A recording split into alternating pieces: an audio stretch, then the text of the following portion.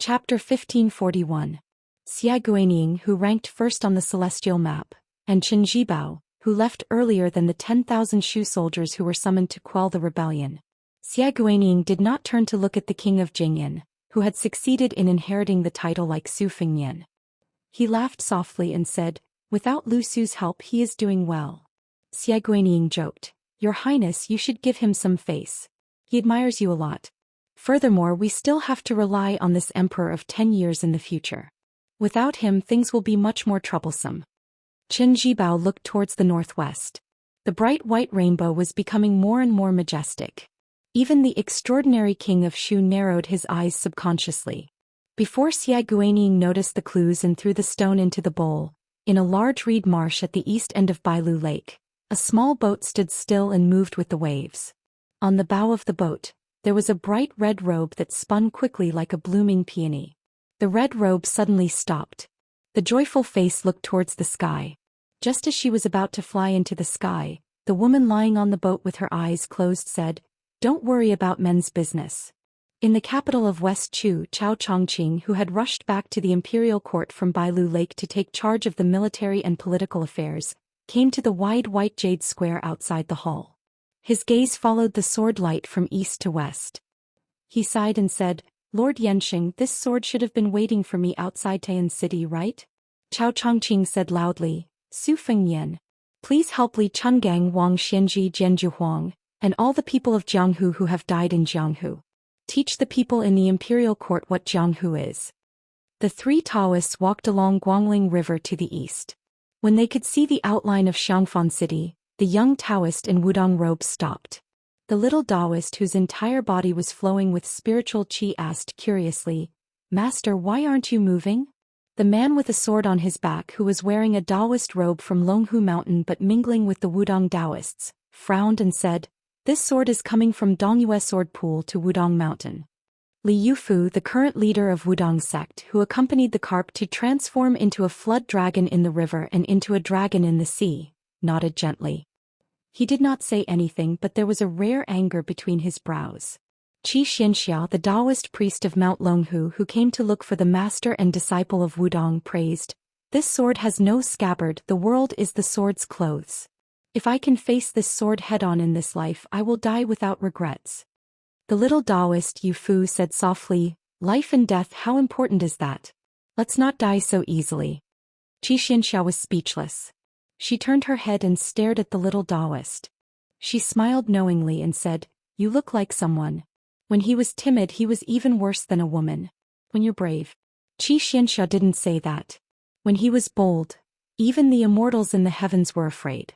The donkey-riding middle-aged man who had already passed Jiangna and entered Shishudao suddenly said angrily, "Liyang, oh Liyang, how can you play with this sword like this? Aren't you forcing me, Dong Tai, to go to Bailiang's border?" The young man who was pulling the box on the back of the donkey said with a sad face, "Master, can we not let our emotions affect our decisions? It wasn't easy for us to come to Shishudao from there. My calves and stomach have become thinner. In the end, we didn't see any scenery and we have to go beyond Bailiang's Great Wall." The peach blossom sword god, who had never meddled in Li Yang's court, rubbed his chin and said, "Li Yang has gone too far in this matter. It's not as simple as stabbing someone in the back. It's going to someone else's house and digging up the foundation of their house in front of them. Using the words we heard from someone 2 days ago, if the uncle can bear it, the aunt." The young man quickly cut him off and said, "The aunt can also bear it." Dong Tai bent down and rubbed the back of his old companion, the donkey. After thinking for a while, he said, "There's no rush. Master will first take you to see the scenery of Shishu. I have a feeling that in the future no place in the world will be safe. Only this place will be more peaceful. If you can find a wife here, that would be for the best. When that time comes, Master will have nothing to worry about and can leave Shishudao alone." The young man laughed foolishly and said, "That's ridiculous." Dong Tai rolled his eyes and said, "You're just secretly happy." The young man suddenly said angrily, "Although I don't know what happened, if I were the king of Bailiang, a great grandmaster, I would have already killed my way to Great Peace City and beat up that Emperor Li Yang." Dong Tai sighed and said, "So Su Fengnian is the king of Bailiang, and you can only be my Dong Tai's useless disciple." The young man said angrily, "I'm really going to find a wife in Shishudao." When the time comes I won't care about you anymore. Dong Tai turned his head and looked to the north. Then hurry up. At the border between Bailiang's Lu Zhou and Beimang's Gusai Zhou, Tuoba Bodhisattva, who was discussing matters with a group of generals including Lu Gui, suddenly strode out of his tent. This king of the northern courtyard had a complicated expression. If he had known this would happen, would Su Fengyan have stayed at Hutu City and fought with him again? If he died like this, the history books would say that he was a northwest vassal king who died in battle at the border. He would not die for no reason and cause the door to the central plains to open. At the imperial astronomer of Great Peace City, without those chi cultivators, the imperial astronomer of today was too quiet. A young man wearing a yellow dragon robe and a young man wearing the uniform of the imperial astronomer walked side by side. The emperor tried his best to speak calmly and asked, "Little bookshelf, how confident are you?" Under the sunlight, the young man raised his hand to cover his forehead and looked at the sky. He smiled and said, "I don't know about other things, but someone is unforgivable." The young emperor also smiled. "I'm clearly a formidable person, but my son wants to be a hero." How funny. The young man suddenly became worried. "Brother Emperor, are you not afraid that he will completely side with Beimang?" The emperor asked. His father Su Shao has only done two things in his life. He used 20 years to conquer the Central Plains and another 20 years to resist Beimang. Do you think he dares to side with Beimang? Does he dare to let his father's efforts go down the drain? The young man said, "Oh." The emperor was extremely happy. He smiled and said, "Right, the Su Fengyan who doesn't want to be a loyal official but a filial son?" Chapter 1542. In the summer town, Mr. Qi, who was as immovable as a mountain, stared at Chai Qingshan and said angrily, "Why didn't you stop Su Fengyan from leaving? Don't you know that the later Su Fengyan meets the sword, the more likely we are to succeed?" Qi Jiajie took a step forward and stretched out his hand. The long banners on the street rose into the air. He glanced at the girl with a single surname beside Chai Qingshan, who was holding the book like it was a treasure, and said angrily, "You just casually threw out a crude copy of the Greenwater Pavilion Sword Practice Manual. Do you, Chai Qingshan, still want the Dongyue sword pool to suppress the Wu family's sword tomb? Have you forgotten why your junior brother Song Yanqing died?" Chai Qingshan rubbed his disciple Shan Yi's head and said with a smile, "Do you think I can stop Su Fengyan if he wants to leave?" Chai Qingshan shook his head and said, "If I join hands with you, the #1 swordsman in the north, and sacrifice our lives, we can delay Su Fengyan for a long time. In the end the sword will reach Yuzhou or even the foot of Wudong Mountain. But I don't think this will affect the outcome of the battle. The Dongyue sword pool and the Wu sword mound have been fighting for the title of the sword pool for hundreds of years, from the Dafeng dynasty to the current Liang dynasty. The disciples of the Dongyue sword pool have different levels of swordsmanship and different levels of swordsmanship. Have you ever heard of anyone who failed to honor the swords they forged?" Chai Qingshan sneered and said, "First, junior brother Song Yanqing died for the imperial court. Now the sword pool forged a sword for you, Qi Jiajie. So I didn't even bring my sword on this trip. Someone needs to beg for food at the foot of the emperor, but I, Chai Qingshan, don't. What? Not convinced? Come and hit me. Anyway, it's not the first time I don't like you and Master Lu Hao." Qi Jiajie was so angry that he lost his composure. Even the long spear trembled in the air. Even Song Tinglu and Shan Yi, the two disciples of the sword pool, had their horizons broadened. Master was usually a very serious old man. Why had he changed today? Aha, but the boy and girl liked it. This was the good master in their hearts. The girl in white with a sword on her back felt even more satisfied. Su Fengyan had thrown her the green water pavilion before he left. In her opinion, her master should have met such a person and drank 300 cups of wine together. Therefore she made a face and shook her head to add fuel to the fire. "What do you think? If you're not convinced, come and hit me. Come and hit me." Song Tinglu turned his head and bared his teeth. Look, as long as that person was not around, his junior sister would reveal her fox tail. But he liked it from the bottom of his heart. The sword pool disciple was angry. The boy, the boy, the boy. The sword pool youth shouted, "Master, he, Jiajie the boy. The boy he was. The sword. The sword was shouted A's he. The sword boy was to stare S's. See he. The boy was slapped on the head by his sister. Song Tinglu, you're his smother. Zhao Wenwei, whose face became thinner after meeting the girl, only dared to say in his heart, "Miss, my name is Zhao Wenwei. I'm a scholar who aspires to be the most famous scholar in history." Qi Jiajia's eyes were fierce. Cai Qingshan had let go. He didn't pretend to be an elder in front of his disciple. He tilted his head and picked his ears. "Qi Jiajia, if I remember correctly, you, the one flying the kite, still have to pay attention to the flying sword thousands of miles away. Don't let it go to waste. If you really want to fight with your life on the line, then wait until this matter is over. When the time comes, regardless of whether it is your swordsmanship or your state of mind, you will have benefited greatly after this trip. You will have a chance to reach the realm of Deng Tea's sea visit to the Immortals. When the time comes, you and I will definitely die." Qi Jiajia suddenly closed his eyes and sensed the thread-like will of the sword. After he opened his eyes, he regained the otherworldly demeanor of Mr. Qi of Grand Peace City. He smiled and said, "Cai Qingshan, you don't have to talk about the demeanor of a swordsman or the honor of Jianghu. You just don't think that the sword can achieve anything. Let me tell you a piece of news. Someone has secretly added a great aura to the sword that is enough to trigger the anomalies of the world." Cai Qingshan narrowed his eyes. "Let's wait and see." Qi Jiajia smiled and waved his hand. The long tortoise and sword were nailed into the pillar of the inn.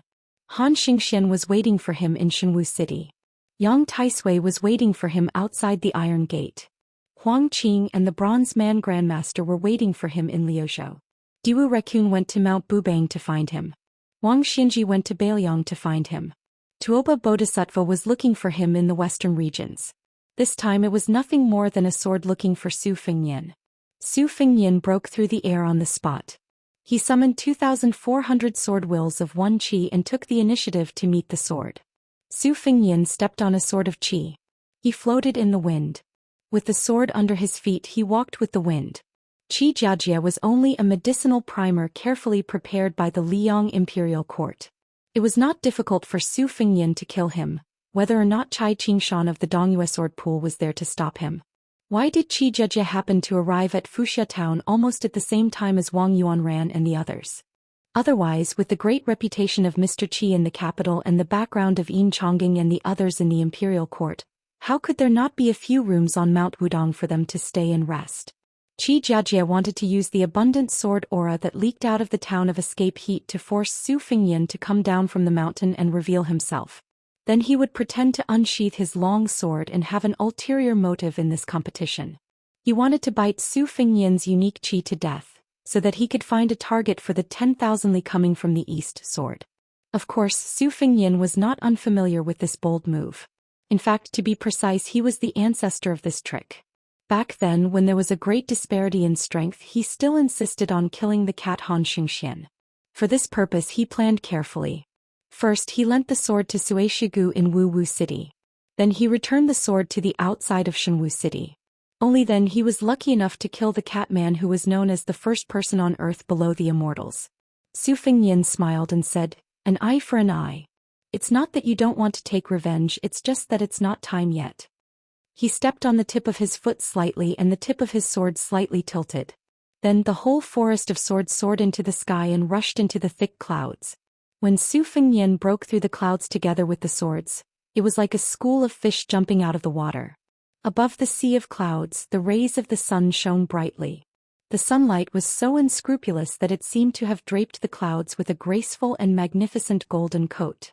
Heaven and earth were quiet and the atmosphere was peaceful. Only the swords were agile and wanton, leisurely wandering.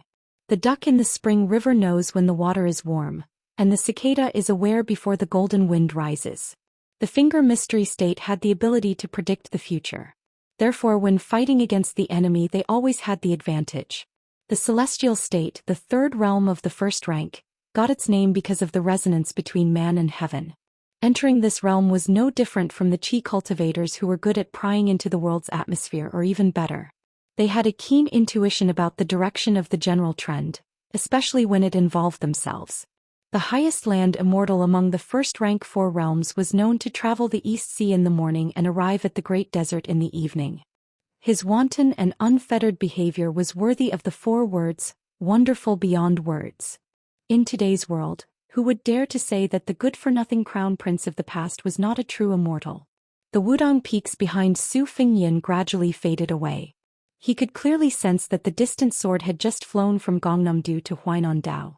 A battle of life and death was destined to take place above the 9 heavens. But after all, there was still Huainan-dao between them, so Su Fingyan was still not in a hurry. Aside from the 2,400 swords, Su Fingyan stood on the flying sword with his hands behind his back like an immortal on stilts. He stared at the vast sea of clouds inside. He never thought that he would have such a day. It had always been Su Fingyan's childhood dream to be a hero who could walk on snow without leaving a trace and leap over roofs and vault over walls. In any case, his Su family already had the Su family saber that could make all heroes in the world bow their heads. Then he would carry his saber and roam Jianghu in Jianghu, eradicating evil, helping those in distress and helping those in distress, killing bandits to save women and children, killing rapists to save beautiful girls. On one hand he was chivalrous and righteous, and on the other hand he was acquainted with the heroes of Jianghu whose names shook the world, earning himself a nickname similar to Divine Saber Su Fingyan. At that time the Jianghu of the Central Plains was quite popular to use the title Gongzi as a suffix. When he was young, His Royal Highness discussed with his eldest sister for a long time and very carefully listed out a large number of Gongzi. For example, if he wore a white gown he would use the title Jade Tree Gongzi. If he wore a green gown he would be called Azure Dragon Gongzi. He had long promised his younger brother Huang Man, or that he would help him snatch the world's most beautiful woman as his wife. It was a pity that second sister, who only liked to read history and military books, scoffed at this. But when the youth vowed that he would find a good wife, just like how Su Shao had found his mother in the Jianghu, second sister finally smiled. Second sister finally smiled. For the first time she didn't mock her. His Royal Highness, who was lawless in Baoyang, only heard later that there might be immortals in the world who could fly through the clouds like birds. One time when he was bored he went to bully a certain young girl who held a Shun glyph dagger in her sleep. He purposefully scared her, telling her that his body was so strange that even he was afraid of it, that he was a martial genius that only appeared once in 100 years. If he was willing to practice martial arts and the sword, he would be able to fly on his sword and defecate above Great Peace City in 15 minutes. With a thought the swords moved. The dense swords around Su Fingyan spread out slightly, but the flying sword under his feet would be in front of a flying sword every 100 feet, and the swords would collide with each other. Su Fingyan smiled as he stepped out and stepped on the sword 10 zhang away. He repeated this, one sword for another, and started to run. Chapter 1543. A long time ago, when they had just settled down in Mount Qingliang, the eldest sister had not yet married off to the distant Jiangnan, the second sister had not yet had a wheelchair as a companion, and the younger brother had not yet been enlightened. The 4 innocent and happy children would randomly find an empty space, set up a grid, and jump around for an entire afternoon without tiring. When it was time to eat, the man who did not wear armor and thus only looked like a rich man would always call for the children under his wife's orders. His legs were slightly lame, and the man had a temperament of wanting to save face in front of his children. As a result, he would only laugh happily and watch them play. If it were not for his wife personally coming to catch them, the man would continue to watch, telling them to slow down and not fall. No one would ever know why, ever since he left Liaodong in Jinzhou. A man who had seen the magnificent scenery of northern Han, later Sui, western Chu, western Shu, and so many other countries, would in the end patiently watch his 4 children perform the same routine over and over again. Yet after his wife urged him to leave, he would feel reluctant to part. It was as if he hoped that his 4 children would always be this carefree, that they would not grow up, that the woman would not marry out of the family, and that the son would not take on any burdens. Perhaps no one would ever know that there was a young man who was not a sword immortal of the land, who jumped around on a flying sword above the sea of clouds just because he thought of the happy times of his childhood. Su Fingyan finally stopped and lay down on his back. Beneath him, 100 flying swords instantly gathered and connected. Su Fingyan lay on a large bed of flying swords. He narrowed his eyes and gazed at the sky, the brilliant sunlight falling on his body. His golden body was resplendent. Not long ago, on an official road in Yuzhou near Escape Summer Town, the exhausted young woman could no longer endure the scorching sun. She told her companion that she wanted to rest for a while. Afterwards, she leaned against the trunk of a willow tree by the side of the road and took a nap. A bald little monk in a tattered kasaya squatted by the young woman's side. After she fell asleep, he gently waved his sleeve, fanning a gentle breeze. However, the little monk was a little worried. He noticed that she seemed to be having nightmares again. He frowned. It wasn't just this afternoon nap. In fact, ever since the two of them entered Baelyang's territory, she often had nightmares like this. She would wake up in the middle of the night from time to time. No matter how tired she was, she would refuse to close her eyes and sleep. I didn't take good care of Thingy. Thingy has suffered a lot. She hasn't bought any rouge for more than half a year. She doesn't even look at the shops. Thingy even deliberately said that she doesn't like rouge anymore. Master, while Thingy still likes rouge, please teach me. This time I will study diligently and become a Buddha as soon as possible. The small monk suddenly heard a very familiar voice. This stupid disciple of yours. The little monk hurriedly raised his head with a face full of pleasant surprise. Then he stretched out his finger and made a shushing sound, indicating that the newcomer should not disturb her. The little monk did not even bother to wipe away the tears on his face. The white-robed monk who had rushed over from Mount Wudong sighed in his heart. His daughter was right. She was a stupid girl. Li Xiaoxin slowly sat down on the ground. Abbot.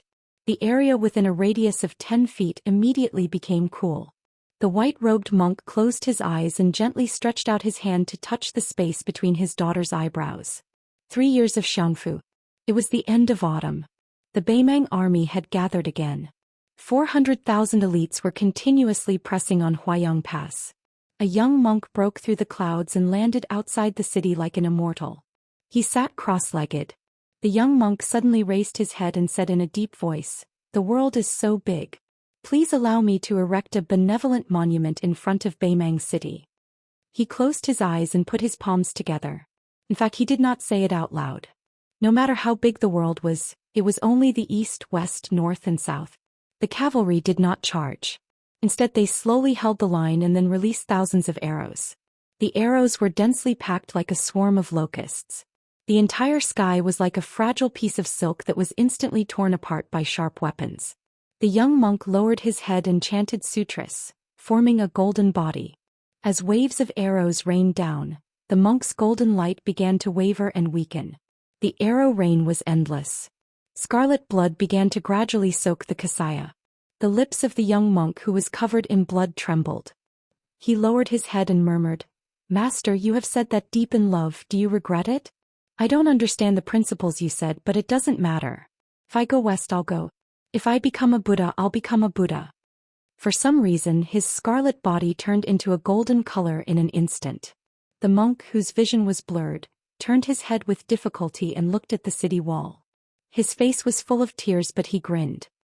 He raised his hand and patted his ear as if he was telling someone something. He turned his head and bent down slightly. He reached out and pushed the sand in front of his feet. It seemed that he was lifting something up for setting down something. He bent 2 fingers and gently knocked. Between heaven and earth. Suddenly, there was a clear and melodious sound of a wooden fish. Under the shade of the willow, the girl suddenly cried. After opening her eyes, she looked around blankly. When she saw that the stupid Nanbei was still there in that white robe, she did not know if she was still dreaming. She cried even harder. The little monk, who did not know what to do, pulled his master's sleeve and said in a hoarse voice, "Master, what's wrong with her?" The white-robed monk held his daughter in his arms and comforted her softly. Okay, silly girl, don't be afraid. Father and the stupid Nanbei are here." The white-robed monk reached out and wiped his daughter's forehead. She fell into a deep sleep. This time she had no dreams and slept very soundly. Li Xiaoxin let his daughter continue to sit against the willow tree. After helping to wipe the tears on her cheeks, he touched his big bald head and turned to the little bald head beside him and said, "Nanbei, when she wakes up, take her to the Xiang Palace on Mount Wudong. Your master's wife is waiting for you there. She complains that the vegetarian dishes in the Daoist temple on the mountain have no oil and are not delicious. She misses your cooking very much. Remember to buy more chicken, duck and fish at the small town at the foot of the mountain. When I come back, let's have a good meal together tonight." The little monk Nanbei said awkwardly, "I don't have money. Master, do you?" The white-robed monk glared and said in a low voice, "When you reach Baelyang, will the Sugai not provide food? At worst, you can go to that place called Escape Summer Town and tell them your names. Just say that you are my daughter and disciple. The little monk asked, "What if it doesn't work?" The white-robed monk said unhappily, "Then when you go up the mountain, go to the Su guy's thatched cottage and secretly pick a few cucumbers." The small monk rubbed his bald head and let out a sigh. The white-robed monk slowly got up and said, "Do as you see fit. I have to go and send that kid off. The two dynasties of Liang and Beimang have destroyed Buddhism. Only Beiliang worships Buddhism. If this is intolerable, then I have no Zen. I have to recite Zen properly." The little monk said nervously, "Master, when you meet Su Fengnian you must be polite. He is a good person." "Oh right, Master, you didn't bring the sharpened kitchen knife when you went down the mountain this time, right? If you did, I will need it to cook at night." "Master, you don't have to bring it." The white-robed monk waved his sleeves and jumped up. After reaching a height of several hundred feet, he walked towards the sky step by step. "One step, one lotus." Li Xiaoxin said to himself, "Disciple, you can forget about becoming a Buddha. I'm good at this." On this day the sky above Beiliang was like a lotus pond suspended in the sky. After that there were even Buddhas sitting on lotuses. In the sky nearly 100 miles away from the border of Hezhou, the white-robed monk caught up with the young lord who was flying east on his sword. Su Fengnian stopped the spectacular sword formation and asked, "Master, is there anything I can help you with?" The two were already above the sea of clouds, but the white-robed monk still pointed to a higher place. "You should know, right?" Su Fengnian smiled and said, "Of course. In addition to Qi Jiajia's sword and Xia Guaning's interference, there will be some people who will not tolerate me. But don't worry, Master, it is all within my expectations. When there are too many lice, there is no need to be afraid of being bitten. When there are too many debts, there is no need to worry." Su Fengnian raised his head to look at the vast and unfathomable space and sneered, "If it was before the battle with Huang Qing, I would still be a little afraid. But now it's nothing." The white-robed monk looked at the Northwest Lord who opened the door of Beiliang to accept all the monks in the world and said in a deep voice, "I am not helping you, Su Fengnian. Of course I can't help you much. But the pure land of Beiliang is what my master martial uncle and that useless monk of Mount Lantua want to see." Su Fengnian hesitated for a moment and finally said bluntly, "Master, you should know that I am guarding the Northwest and resisting Beimang's million-strong army out of selfishness. If I wasn't Su Zhao's son, if it wasn't for the fact that my northern Liang cavalry had taken root here for 20 years, their blood, sweat and tears were all here, then I, Su Fengnian, might have at most single-handedly killed several dozen northern Mang generals and tried to kill Tuoba Bodhisattva. I definitely wouldn't have defended the border to the death in Liang province. As for accepting all the monks in the world, isn't it like being angry with Liang?" The white-robed monk waved his hand impatiently. "I don't care what you think.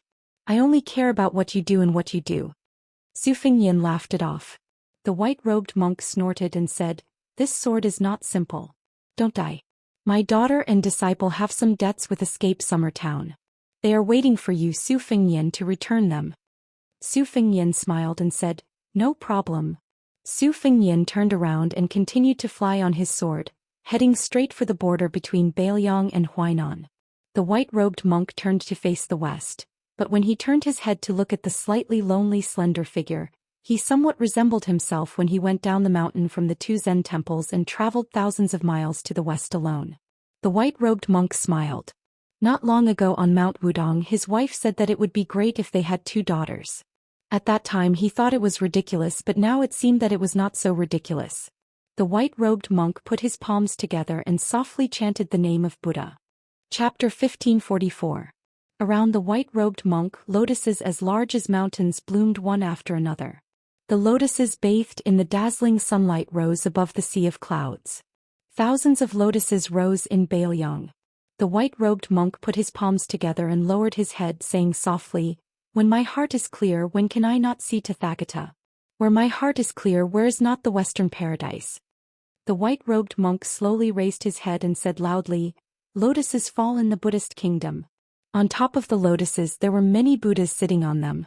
The Buddha's light shone down on the earth and covered the entire land of Beiliang.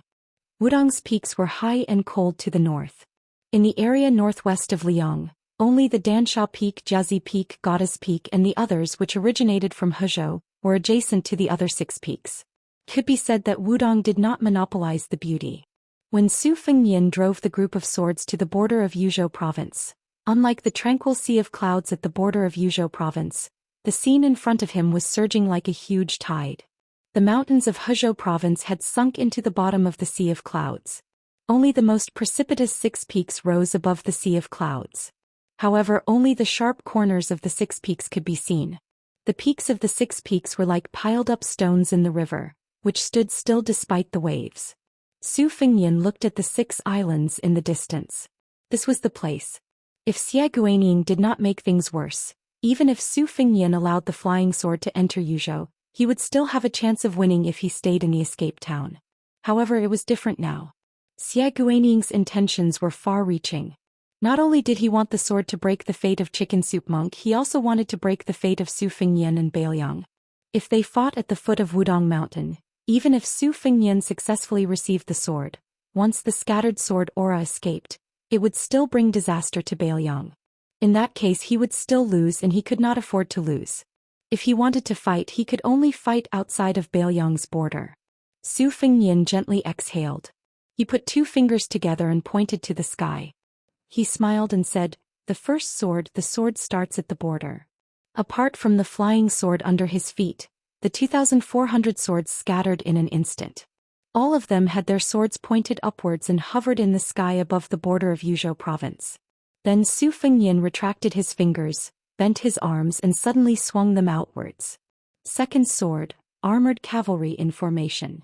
After dispersing, the 2,400 or so swords, which had originally appeared rather thin, actually grew from 1 sword to 100 swords in an instant. In the sky above the eastern border of Yuzhou province, a sword net seemed to have been set up. It was as if close to 300,000 Bailiang cavalry were here in formation. After setting up this magnificent sword formation that had almost exhausted all of his spirit, Su Fengnian didn't just stand in the middle of the sword formation and quietly wait for the uninvited guest. Su Fengnian tightly pursed his lips. His eyes were resolute. If an outsider saw Su Fengnian for the first time, the first thing they would see would be his pair of red phoenix eyes. If they looked carefully, other than feeling that he had an outstanding appearance, they would also notice his slightly thin lips. It was inevitable that they would guess that such a person must have a cold temperament. Bailiang has 300,000 border soldiers, and Bailiang has millions of families living in poverty. Today let me, the king of Bailiang who feels guilty towards you, not feel so guilty. Su Fengnian raised his hand and rubbed his face hard. He said softly, "Old Huang Wenhua, the old man in the sheepskin fur coat, I'm very happy to have met you in this life. I don't need to apologize to the 3 of you because I know you don't want to hear it at all." Su Fengnian lowered his head and smiled. Then let's go. Then let's go. Su Fengnian took in a deep breath but didn't exhale. He took a step and rushed towards Dansha Peak where the sea of clouds was roiling. Su Fengnian's figure dropped rapidly. He stepped on the top of Dansha Peak and then shot up. After landing on the next peak, his figure leapt up again, constantly borrowing the power of this great mountain. Accompanied by the shocking rumbling of the rolling rocks, Su Fengnian, who had no more mountains to land on, opened his 5 fingers. His entire body collided with a dazzling white rainbow that cut through the sky. Yuzhou was 100 li away from the border. High up in the sky. When Su Fengnian's palm collided with the tip of the sword, the originally vast cloud of clouds exploded and completely dissipated. There were no clouds for 10,000 li. The sword that Su Fengnian's palm blocked was flowing with purplish gold light. It was actually 10 feet long but as thin as a willow leaf. Therefore this sheathless sword was all sword tip. It was the largest sword furnace in the Dongyue sword pool that had been sealed for nearly 200 years, the Dafeng sword furnace. It was said that the last emperor of the Dafeng dynasty had once thrown an heirloom imperial jade seal into the furnace. Therefore the fate of the Dafeng sword furnace was preserved until today. The furnace was quietly opened at the end of the auspicious year of the Li Yang auspicious year. The furnace fire was so strong that it could be faintly seen from 10 li away. The Dongyue sword pool had no choice but to build 4 tall buildings that reached the clouds around the sword furnace. Qi cultivators of the supporting dragon sect waited outside the buildings to conceal the sword aura and fire. Su Fengnian was knocked back more than 10,000 feet by the collision of the sword. He was pushed back more than 2 li. Even Tuoba Bodhisattva's all-out attack, Dong Tai's all-out attack, or even Wang Xinji at her peak, would not have such power. Su Fengnian's mind was clear of distracting thoughts. All the qi in his body madly gathered at the point where his palm and the tip of the sword collided. Although the incomparably sharp tip of the sword had not yet pierced through Su Fengyan's palm, Su Fengyan was well aware that as long as there was a small opening, even if the opening was insignificant, it was very likely that he would be defeated like a landslide. Chapter 1545. The nameless sword, which had come from the Dongyue sword pool to the sky above River Province in a spurt of energy, seemed to have the intelligence of a human. After being enraged, its aura increased instead of decreasing. The sword qi swirled chaotically, illuminating Su Fengyan's purple-gold aura. The chilling sword light had solidified, whipping Su Fengyan's body. Ripples appeared on his robe that was flowing with aura energy.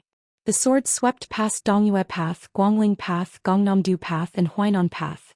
One sword light chilled 19 provinces. At this moment it had almost reached the peak. Its momentum was unstoppable. Su Fengyan pressed his palm against the sword tip. In order to weaken the terrifying momentum of the sword, he had no choice but to bend his knees slightly and lean his body forward. One man and one sword dragged a thick trail of smoke and mist in the sky. They passed Bo's Peak, Xixiu Peak and Old Man Peak. Su Fengyan's retreating figure passed 3 peaks in a row. He was less than 50 li away from the sword formation at the border of Yuzhou. Su Fengyan's robe was covered in hard frost. The aura that leaked out of his body was clearly not enough to disperse the frenzied sword intent. When Su Fengyan saw Goddess Peak from the corner of his eye, he finally let out a breath. The sword tip pierced his palm instantly. Blood splattered. Su Fengyan used the sword tip as a fulcrum and leaned his body forward. His posture was like pushing a mountain with one hand and shaking Kunlun with his strength. They passed Goddess Peak, Jiazi Peak and Dansha Peak. They passed 3 more mountains. The sword tip had completely pierced Su Fengyan's palm and slightly peeked out from the back of his hand. Su Fengyan was expressionless. He stretched out his left hand and placed it on the back of his right hand. The aura in Su Fengyan's body circulated for 800 li in an instant, surging like the tide of Guangling River. 2 palms, one horizontal and one vertical. Layered thunder. But in the short 3 li, the sword tip still peeked out from the back of Su Fengyan's left hand. The sword tip was only an inch long, but it had a lofty aura. Su Fengyan stomped his foot. Thunderous roars could be heard from the ground of River State. He allowed the tip of the sword to pierce his back another inch. The momentum of the sword finally paused. The scarlet blood flowed down the back of Su Fengyan's hand and into his sleeve, and then quickly condensed into a pool of blood frost. Although the forward momentum of the long sword had been forcibly stopped, it did not mean that the momentum of the sword had begun to decline. Almost every time Su Fengyan retreated 1 li, the tip of the sword would pierce through the back of Su Fengyan's second hand by half an inch. It was only 20 miles away from the border of Yuzhou province.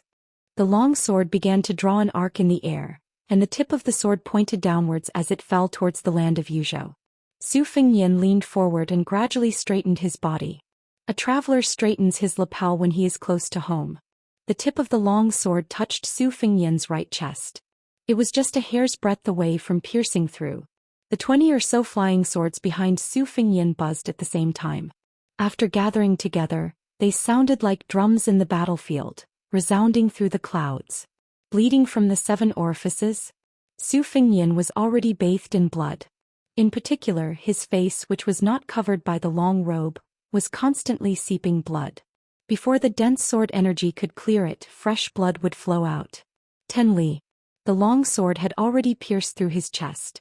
Su Fengyan had maintained his posture from beginning to end with his palms pressed against the sword.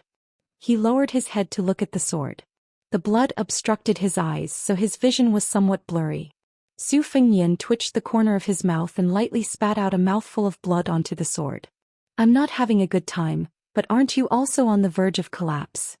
The long sword hummed, stirring up the flesh of Su Fengyan's wound. 5 li. The long sword of 1 zhang. 5 zhang was in front of Su Fengyan. The other 5 zhang was behind Su Fengyan. No one could imagine such a tragic scene. 3 li. The sword array was silent. Just like when the Northern Liang Steel Cavalry truly launched a charge to the death, there were no shouts from the other armies. The sword had already pierced through 7 zhang. Su Fengyan's lips moved slightly, but his words were unclear. When he was young, his mother said with a smile, Xiaoyan, you have to remember the Su family is the gateway to the Central Plains. It had nothing to do with who the Liang emperor was, and it had nothing to do with whether the people of the Central Plains scolded the Su family or not. The man who had never dared to talk back to the princess said boldly for the first time, Xiaoyan, don't take it seriously, don't take it seriously. War is not fun. Don't try to be a hero if you can. What's wrong with my son Su Xiao? Must he sacrifice his life for the country? There's no such thing. Su Fengyan just said to himself, Mother, I'll listen to you, not my father. Tu Li. Behind him were the barren mountains and rivers of Yuzhou. The long sword had already pierced through 8 zhang. It wanted to struggle mightily between the weakening and exhaustion of its momentum. Su Fengyan's palms clenched into fists. His palms were badly mangled and his bones could be seen. He tightly gripped the long sword, which was only 3 zhang sharp, and pulled it out. One Li. Su Fengyan staggered backward, but his hands were tightly pressed against his chest, tightly gripping the tail of the long sword. He didn't want to let go. Half a Li. Su Fengyan continued to hold the tail of the long sword with one hand, while his other hand went behind his back and gripped the tip of the sword that had pierced through his chest. Beiliang's million-strong army is pressing down, but Liangzhou's Hutu city and Yozhou's Xiaoguang city are still there. As long as one person in the city is still alive, the city is still there. Su Fengyan closed his eyes. Beiliang was unwilling to fight to the death and retreat. Because we can't retreat. Su Fengyan didn't break the long sword with his bare hands.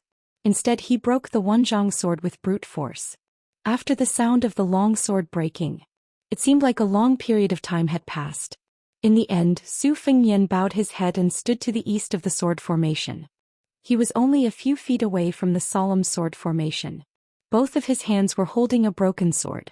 This 10,000 li sword could pass through the 4 paths and 19 provinces of Liang, but it couldn't take a single step into Beiliang. After the long sword was broken, the millions of strands of sword energy scattered in all directions. They were all blocked by the sword formation outside of Yuzhou. This summer, Great Peace City, where the sun was high in the sky, rained heavily. Sword Rain. Chapter 1546. When the white-robed monk transformed into a rainbow and arrived at the border of the Sea of Clouds, he saw the scarlet figure sitting cross-legged on the sword facing the east. Li Dongxin suddenly stopped. Like flowing water, he stood still in the sky like a landscape painting. The white-robed monk looked at the wind and clouds that had been caused by the sword formation breaking through the air. He said, of the remaining 120,000 flying swords, half of them will not reach Great Peace City. Beiliang has this poor monk to help you stop the Immortals from taking advantage of the situation. Great Peace City is even more so. This is unnecessary. It is better to save your will and use it to strengthen your foundation. Su Fengyan still held the 2 pieces of the sword that had lost its sharpness but still had its edge. He said softly, I could not control myself. You are still young. The white-robed monk shook his head and said with a smile, put yourself in someone else's shoes. If you were the emperor of Liang and watched as the Jianghu people and scholars brought their fates into Beiliang, would you be able to endure it? Great Peace City's original intention was to use this sword to cut off your fate. But Xia Guaniying added fuel to the fire and it became a situation where they would not rest until one of them was dead. According to the thoughts of Qi Yonglong Huanwen and Yin Maochun, even if they want you to die, they should wait until the Beimang army and the Beiliang cavalry are both heavily injured. If you die too early, it is not beneficial to the plan of Liang that Zhang Julu had planned. Su Fengyan raised his elbow and wiped the blood off his face. Xia Guaniying wants the world to be in chaos. He doesn't just want to gain fame from the Guangling battlefield, he also seems to want Qin Jibao to replace me as the king of the Northwest. That's right, as long as I die, the 3 fronts of Beiliang will be shaken. The closest one to Beiliang is Huainan Jidushi Kainan. Yan Wenluan probably won't let him enter Yuzhou, let alone holding the imperial edict to take over the command of the Beiliang frontier army. And the king of Shu Qin Jibao, who has a good reputation in Beiliang, is undoubtedly the best choice. Even if the Liang imperial court is unwilling, they can only agree. After all, with Qin Jibao in the northwest and monopolizing the power, it is better than Beiliang fighting on their own. In the end, Beimang will break through the border and encroach on the Central Plains. Of course, in this way, apart from the Beiliang cavalry, Qin Jibao also has Shishu and Nanzhao as strategic depth. This is equivalent to completing the best situation that my master, Li Yishan, originally envisioned.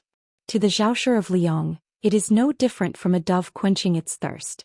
But there is no other way. Without this poisonous wine to quench their thirst, they will die even faster. The white-robed monk touched his bald head and said helplessly, "Just listening to it gives me a headache. You people of the imperial court, don't you feel tired?" Su Fengnian dismissed this with a smile. He turned his head and asked with a grin, "Zen Master, have you received the east, west and north-south commands?" The white-robed monk made a sound of acknowledgement and then did not say anything else. Su Fengnian waited for a long time but did not hear anything. Finally, the white-robed monk turned his head and looked at the young man who was sitting on the sword in the air. He said slowly, "The sword under your butt is trembling. How long are you going to pretend to be a master? Do you really think you are an immortal who eats the clouds, drinks the dew and drinks the wind?" Su Fengnian's face was extremely embarrassed. The white-robed monk lifted his sleeve and gently waved it. Su Fengnian turned around with his sword and rushed towards Mount Wudong. The white-robed monk flew beside him and said indifferently, "I am only sending you back to Wuxia town to help you pay back the money. Don't ask for a yard after getting an inch. You want me to help you scare Qi Jiajie and Chai Qingshan." Even if he didn't have energy to protect his body, there was still a cool breeze blowing gently, and he didn't feel the slightest bit of coldness when it brushed past his face. Even Su Fengnian exclaimed endlessly in his heart. This is a Buddhist sect divine ability that can form a small world of 10 feet in all directions. Was it Dong Tai's sword? Or was it the Confucian sage Chao Chongqing who had turned into a tyrant? Su Fengnian thought about it carefully and found that the chances were slim. Perhaps guessing Su Fengnian's thoughts, the white-robed monk laughed and said in a self-deprecating manner, "This penniless monk is only good at taking a beating. I can't compare to you, Su Fengnian, who was able to completely withstand that sword strike. If it were this penniless monk, although that sword strike could not harm this penniless monk at all, this penniless monk would definitely not be able to stop it from invading northern Liang. What, do you want to steal this Buddhist skill? I advise you to give up this idea, unless you are not king of Bailiang and shave your head bald one day." Su Fengnian hurriedly shook his head gently and looked down. The culprit's sword that was placed on his leg had severely injured his physique. The injury looked frightening, but the hole in his chest had actually started to be mended by the moving red threads, showing signs of stopping the bleeding. Su Fengnian estimated that he would need to recuperate for about half a year before he could fully recover. During this period of time he might not even be able to defeat a grandmaster like Qi Jiajie, let alone Tuoba Bodhisattva. However, compared to the damage to his own qi that was easy to disperse and difficult to gather, the situation was already much better. After all, his body could slowly recover and his qi dynamic and divine will could also be like a pond that slowly stored water. There would be a day when it would be full. The amount of water in a pond and the width of the pond depended on the strength of a martial artist's body. The more obscure depth was related to the qi and tao of the void. After Huang Sanjia scattered the fate of the dynasty into Jianghu, Wang Xianji possessed both. Therefore he dominated martial emperor city for 60 years. Tuoba Bodhisattva and Huyen Guanyin belonged to the former, and Xia Guanyin was the latter. The white-robed monk who could always accurately grasp Su Fengnian's thoughts looked at the Wudong peaks in the distance and sighed. From the perspective of a qi cultivator, fate is something that everyone has, but there is a great disparity. Emperors, kings, generals and ministers naturally have more than commoners. However, why is there a saying that water can carry a boat but it can also capsize it? The simple words "the will of the people" have already revealed the secret of heaven. Heaven and earth are parents just like a pair of strict father and loving mother. There are gods 3 feet above the head. Heaven's net is wide but it does not escape. The earth produces 5 grains to nourish people, and a gentleman carries things with great virtue. When I was traveling to the west, Huang Longshi sent me off. When I returned, I was greeted by Huang Longshi. This person has always been mysterious. Once he accidentally said that after flipping through the books, Su Fengnian was just a character who left because of fate, while Chen Jibao was the person who was born to slay both the dragon and the python. Therefore you should have died in the battle at the border, leaving behind infamy in the annals of history for thousands of years. The white-robed monk probably knew that Su Fengnian was unable to speak frankly. He answered his own question, "I have been staying in the 2 Zen temples for so many years. I often ask myself, why is there someone who can become a Buddha in this life but not in the next life? Is it because those who become a Buddha will not become a Buddha? Buddhism has spread to the East, and when in Rome, do as the Romans do. The difference between Mahayana and Hinayana is becoming more and more obvious. I dare to say that there is an epiphany and then put down the butcher's knife to become a Buddha. Sometimes this penniless monk is also worried that this step might be a little too big. Actually, it is a good thing for Hinayana to abandon the world and pursue nirvana by oneself. It is even better for Mahayana to benefit the heavens and to be merciful to others. Su Fengnian said with difficulty, "Isn't it still a headache?" The white-robed monk nodded. "That's right." As they approached Mount Wudong, the lotus tip turned into an island in the sea of clouds. The white-robed monk suddenly said, "In the future you might go to Great Peace City twice, but that is only a possibility. Just treat it as me prattling on and pretending to be mysterious. Don't worry too much." Su Fengnian smiled. "I thought it would only be once." At this moment, strange movements appeared on the shoulders and sleeves of the white-robed monk's robes. It was as if hooks were tearing at the robes. Li Dongxin only waved his sleeves casually and patted his shoulders. Su Fengnian's expression was solemn. He subconsciously reached out to grab the broken sword on his knees. Immortals sat high in the 9 heavens fishing with their rods. Those fishing lines that even chi cultivators could not see fell into the mortal world. At this moment, many of the hooks happened to hook onto the white-robed monk. The white-robed monk shook his head and smiled. "Don't worry. As a member of the 3 religions, it is more troublesome." Su Fengnian could not help but curse inwardly. How could he not care? Anyone would not be able to keep their cool when the immortals who were fishing for luck in the heavens were tearing at their clothes like this. "However, Zen Master, you are patting here and there like you are swatting flies. I can only follow you and not care." Su Fengnian smiled for no reason. "Zen Master, you are making such a big commotion before the fight. Han Gui of Green Mountain Monastery is under a lot of pressure."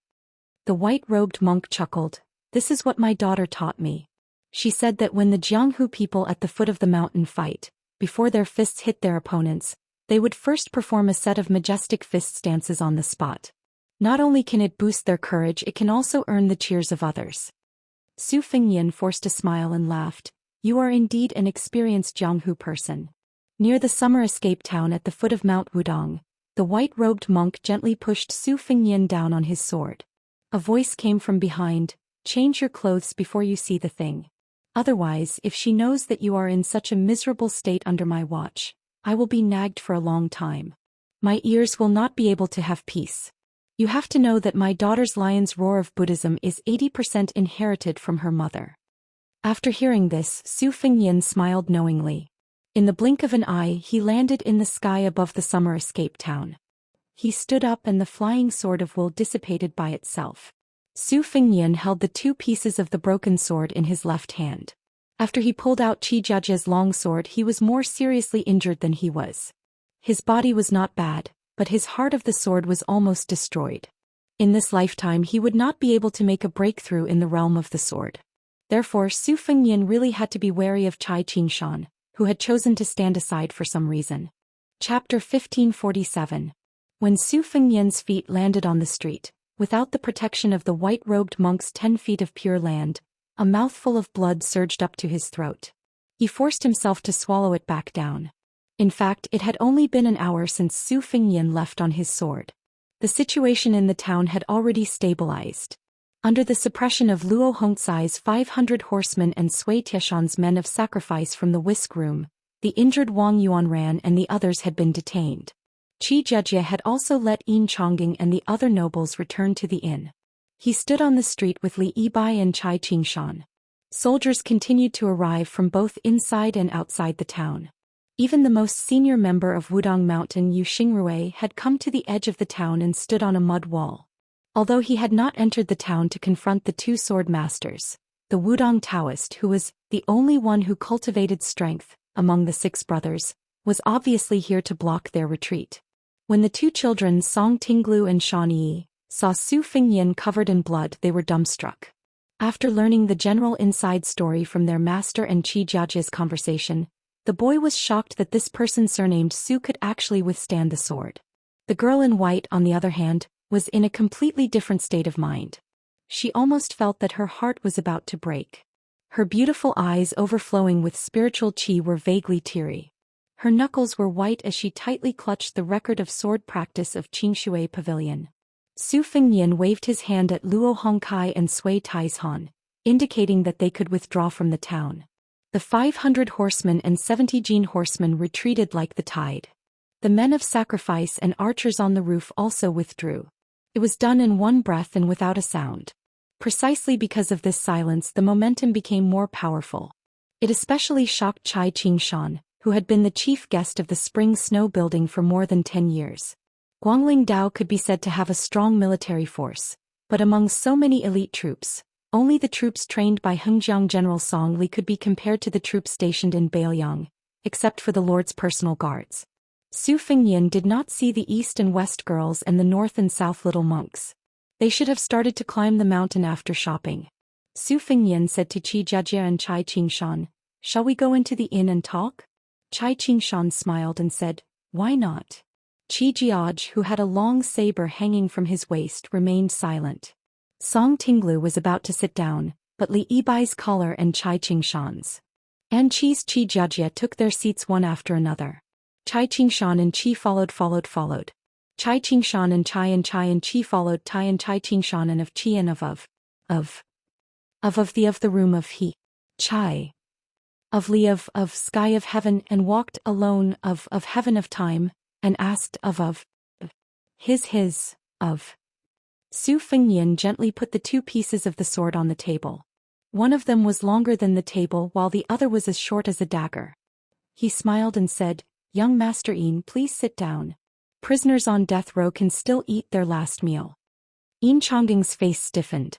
When he saw the wound on Su Fengnian's chest that was bleeding the most, he quickly sat down and lowered his eyes. Qi Jiajie sat upright and still with his eyes closed. Chai Qingshan studied the two pieces of the sword with great interest. Although the sword came from the Dongyue Sword Pool's Dafeng Sword Furnace, except for the group of old swordsmiths in the sect, even he, the sect master, did not take a look at it. Before it was formed, the sword was like a girl waiting to be married, but it was already famous. Chai Qingshan, who was in the sword pool, felt its sword aura the most. But it was a pity that such a peerless sword, which had never been seen before and would never be seen again, died as soon as it was married.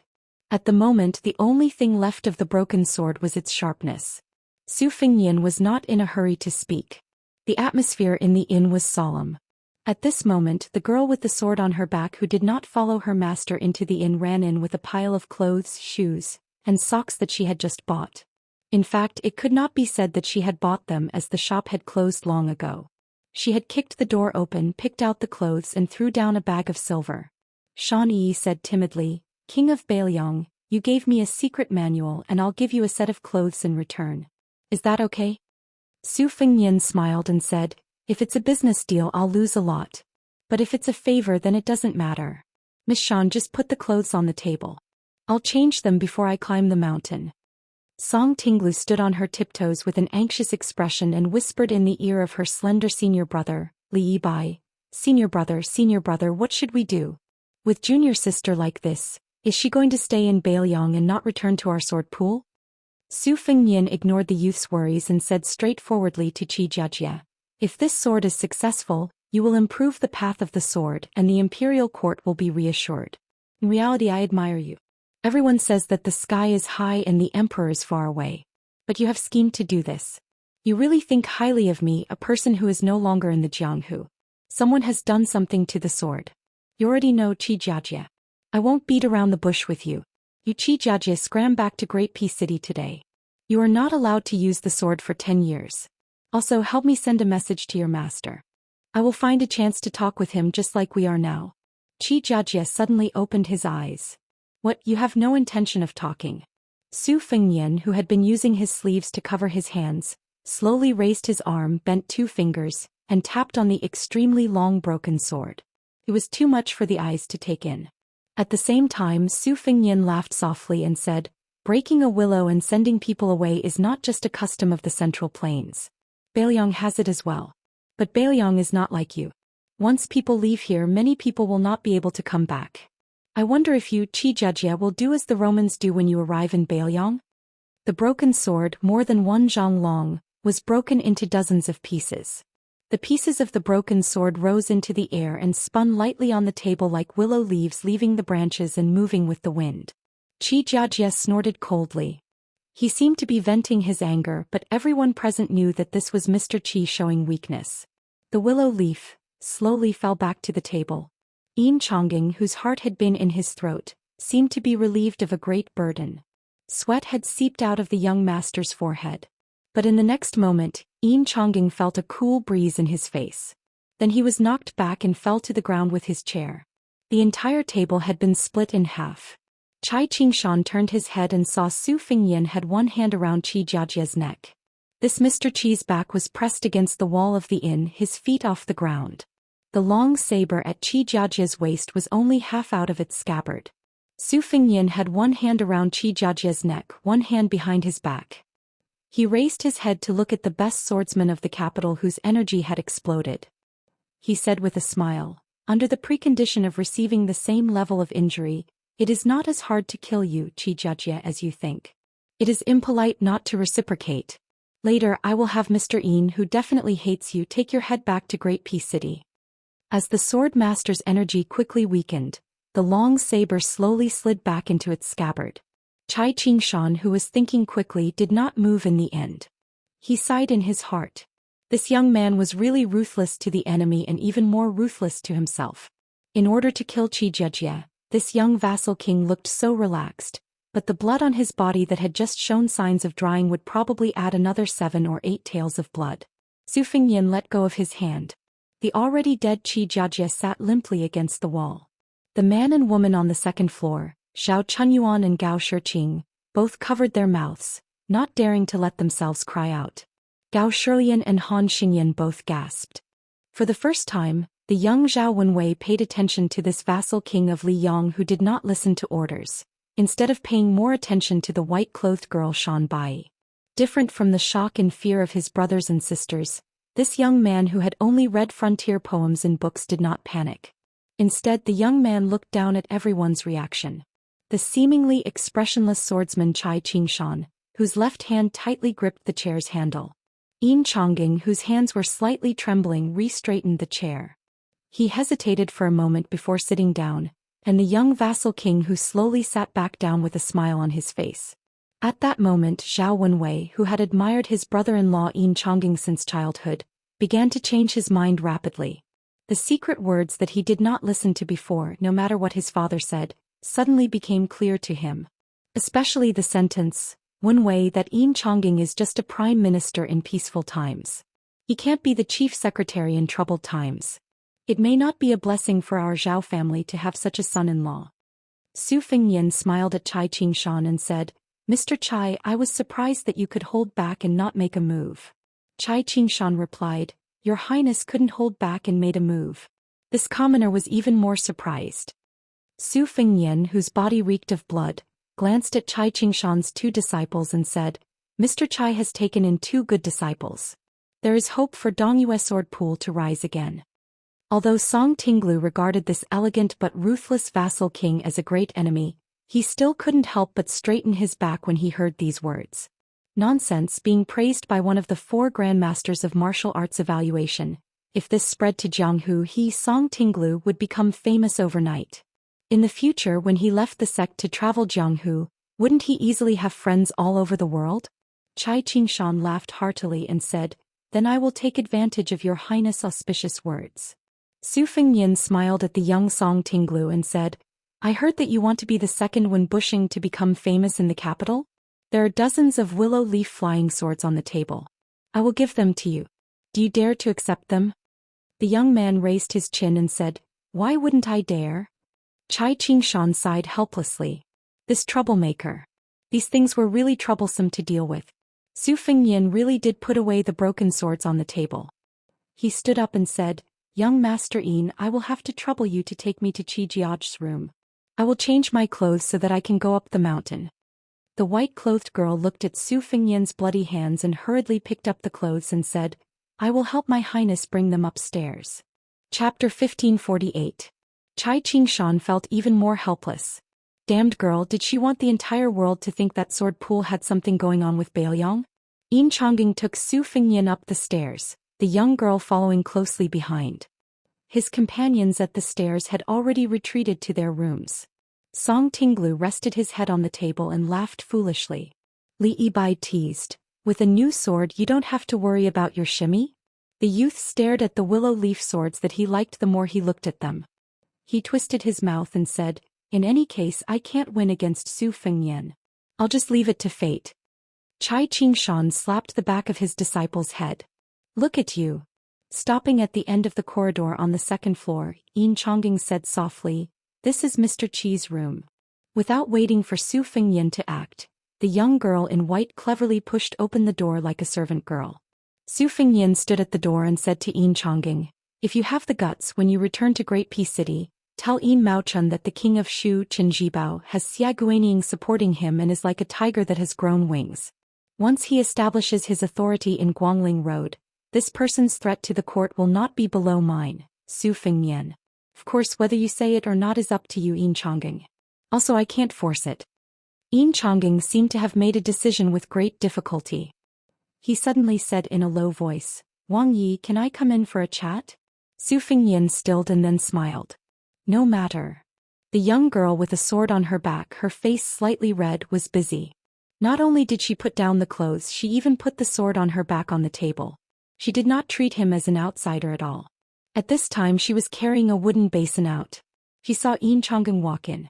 After her shock she did not ask anything. She only said to Su Fengyan shyly, "Wang Yi, I will go boil a basin of hot water for you.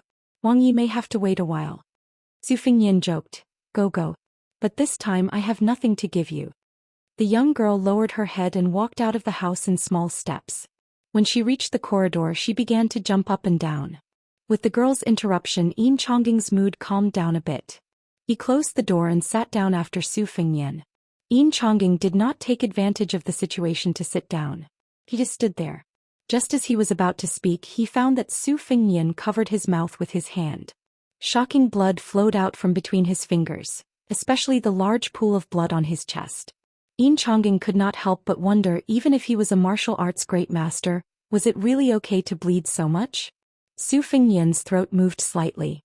After he put down his hand he took a deep breath and said with a smile, "Although your Mr. Qi didn't draw his sword before he died, the 18 strands of sword qi that he gave me are raging in my heart.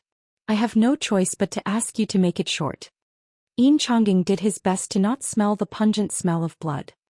He quickly thought of the right words and said, "Has your highness heard that Tantanon has the intention of giving up the position of provincial master?"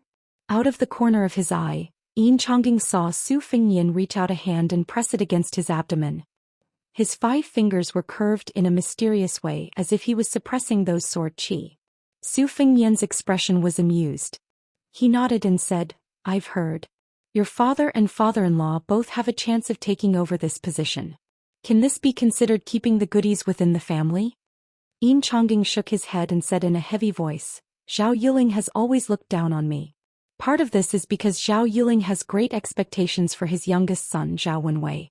In reality, your highness should be well aware that back then my father was the first to leave Zhonglu, even earlier than Zhao Yuling, Yuan Guo Hanlin and the others. It was precisely because he had a disagreement with the old Grand Secretary on the matter of Bailiang." Su Fengyan smiled and interrupted him. "There was a disagreement, but don't be in such a hurry to throw dirty water on Zhang Julu. Back then Yin Chongqing was the first to leave Zhonglu. His disagreement with Bailiang's politics was only a small part of the reason. Most of it was the late emperor's intention.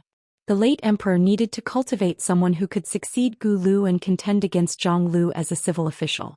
Unfortunately, the Green Party was disappointing, and the scholarly clique in Gangnam-do even more unbearable.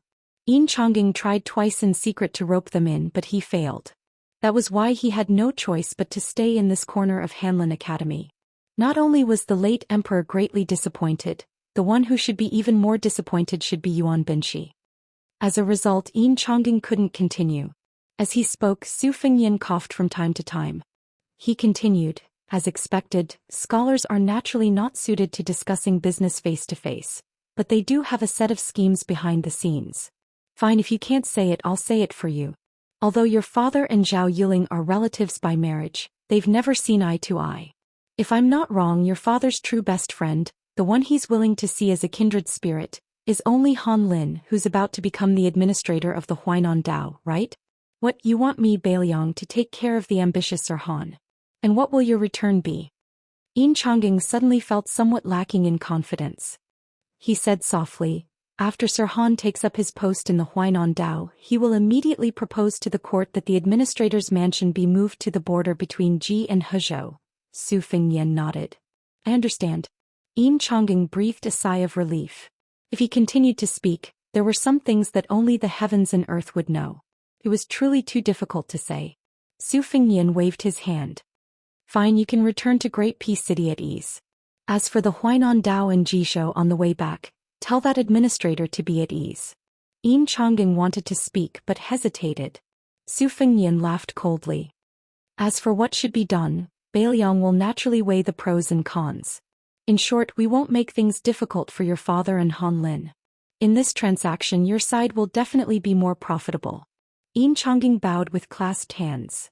Then Yin Chongging will quietly wait for the good news. When Yin Chongging quietly left the room, he discovered that the girl from the sword pool holding a basin of hot water was standing not too far away. Chapter 1549. Of course, Su Fengyan did not have the face to let a girl serve him. When he closed the door and took off his robe alone, he was somewhat puzzled. Why was it that the older he got, the thinner his skin became?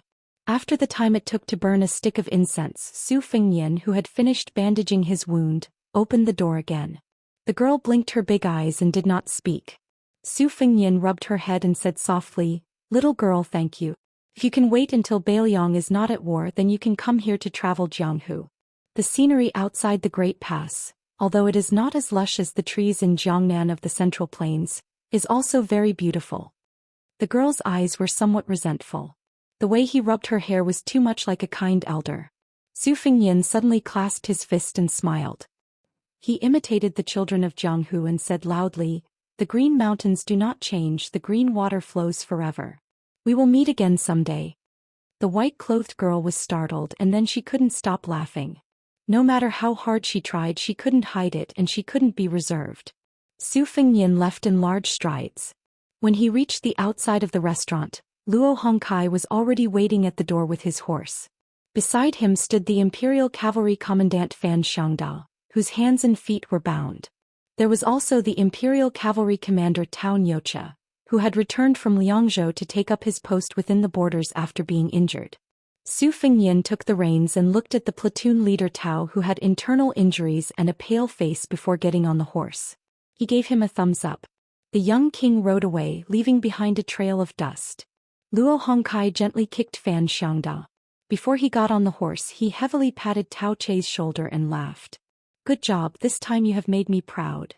Tao Chei, who was almost slapped to the ground, smiled foolishly. Jin Cavalry Commandant Fan Xiangda was unhappy. Tao Chei turned his head and said, "Commandant Fan, pinch me. I am afraid I am dreaming." Fan Xiangda was amused and laughed. "Dreaming in broad daylight." Tao Chei said heroically, "Commandant Fan, today I will invite you and your brothers to drink wine together. There will be enough." Fan Xiangda was surprised and said, "With that little money of yours, you even sent it to your family. Can it be enough?" Pottery Ox Cart chuckled and said, "Don't you have Commandant Fan to cushion it?" Fan Xiangda stared blankly for a moment before sneakily putting his arm around the corporal's shoulder. "Old brother Tao, let's discuss something. In any case, it's just the two of us and Field Officer Luo today." Field Officer Luo went to Wudong Mountain with His Highness. "Let's drink tonight. Why don't you tell your brothers that His Highness gave us a thumbs up?" Tao Nyocha said in all seriousness, "Commandant Fan, borrowing money is borrowing money. It's not like I won't return it. I Tao Nyocha am an honest man." Fan Xiangda sighed. Tao Oxcart lowered his voice and said, "If you borrow money and don't collect interest, then it's done. What do you think?" Fan Xiangda laughed and said, "No problem. Tomorrow I will treat you to another round of wine." In order to take care of Tao Nyocha, the two of them did not ride horses. The commandant and corporal walked side by side through the escaped summer town. Tao Nyocha's eyes suddenly became absent-minded and he said softly, "I am one of the last group of crossbowmen that governor who brought out. It's a bit late. Us field officers like to brag that they've seen the great general with their own eyes. During those years outside the pass I was so envious. Commandant Fan, after His Highness leads us to defeat the Baimang barbarians, can we also tell the younger guys that we've seen His Highness with our own eyes back in the day? He's only 2 or 3 steps away.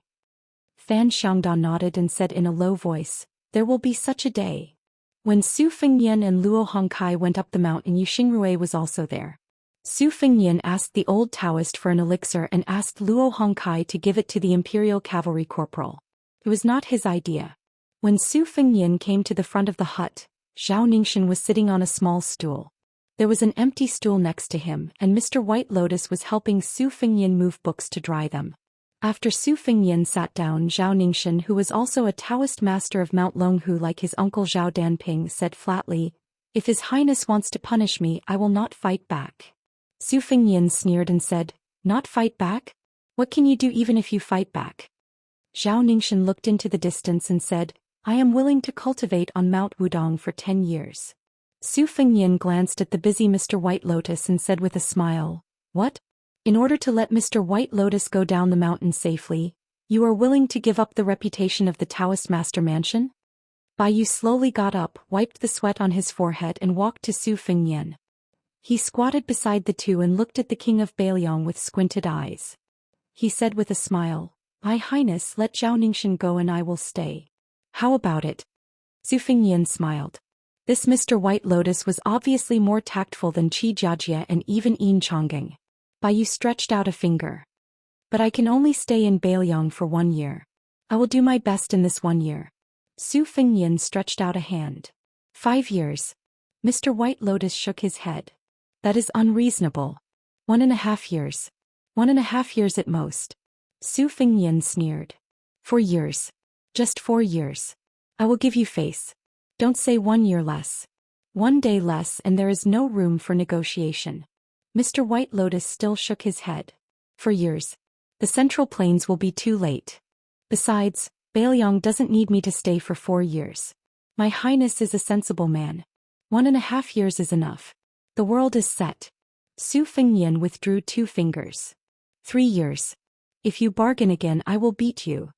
Oh no, I mean Zhao Ningxian. Bai Yu suddenly sat down on the ground. Then you can beat him. I can't help you anyway. I can just watch the show. Su Fengyan hesitated for a moment and finally said, for Zhao Zhu's sake 2 years. If you talk nonsense again I will beat you too. It was unknown where this scholar got the strength from, but he stood up with lightning speed. His figure was very vigorous. Mr. White Lotus bowed and said, 2 years it is. Su Fengyan quickly got up and helped Mr. White Lotus up. He said with a smile, Mr. White Lotus, are you still not used to our Bailiang? And when will you go to Mount Qingliang? Zhao Ningxian looked at the two with a blank face.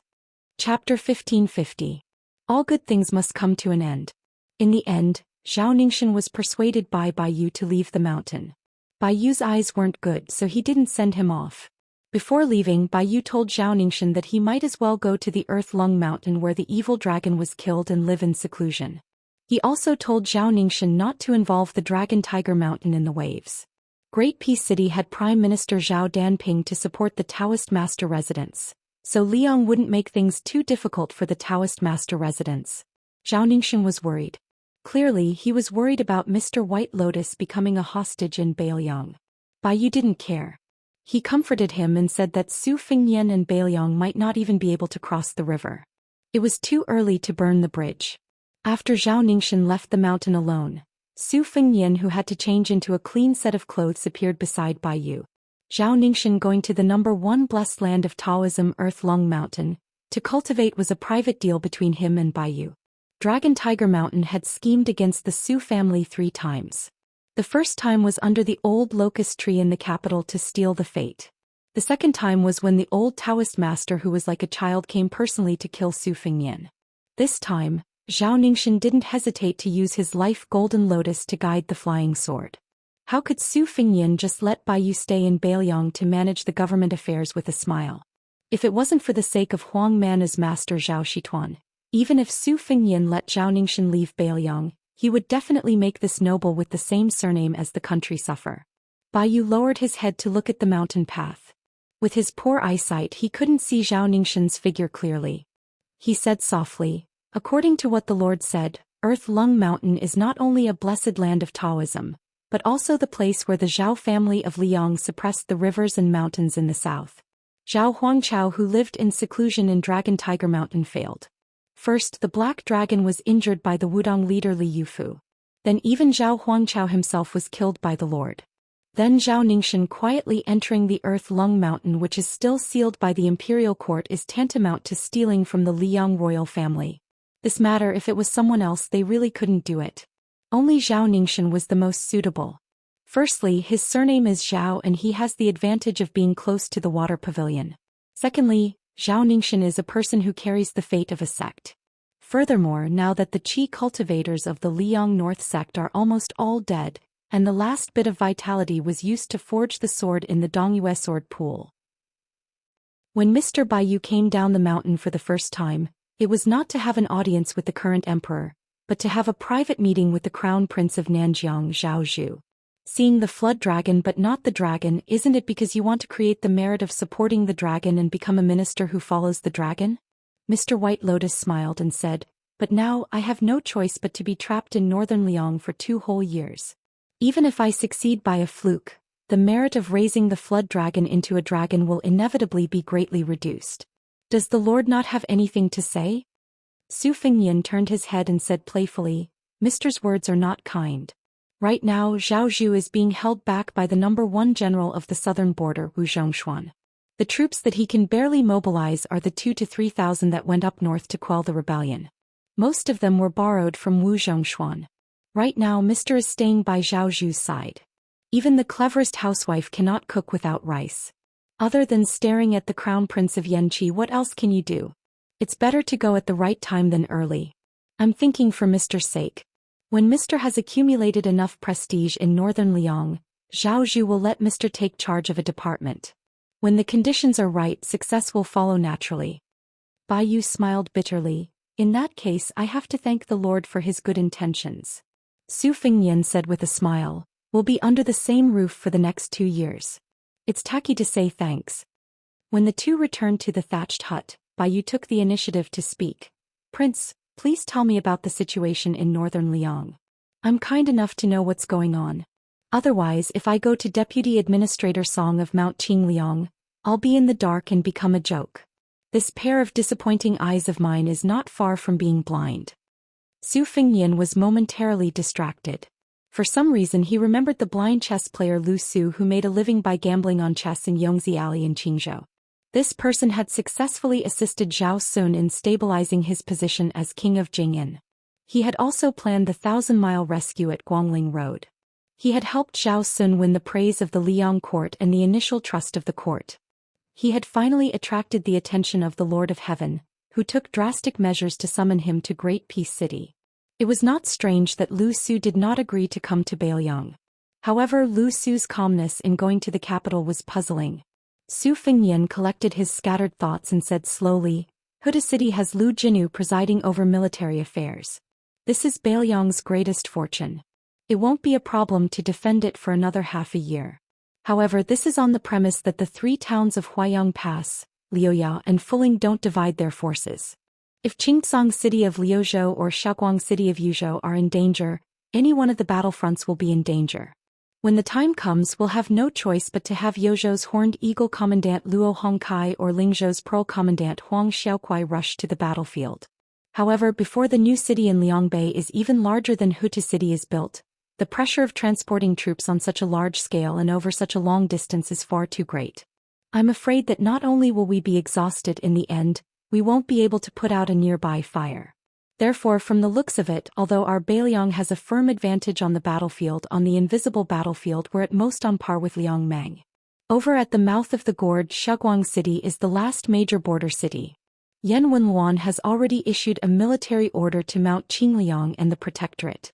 He said that if Shaoguang City is breached by Beimang before Hutu City, then he, Yan Wenluan, will have his vice-commander Qin Yunchui carry his head to Huayang Pass. Su Fengyan gently exhaled. With a grave expression he said, Beimang probably didn't expect that Liangzhou and Yuzhou would reach such a stalemate, so they're also trying hard to find a way out. Therefore, some time ago Dong Zhuo, the great king of the southern courtyard, sent several tens of thousands of Dong family's private army north of Hutu City to Liuzhou. Fortunately, as Zhou Xian predicted, he managed to tie down the Dong family's cavalry with 8,000 cavalry.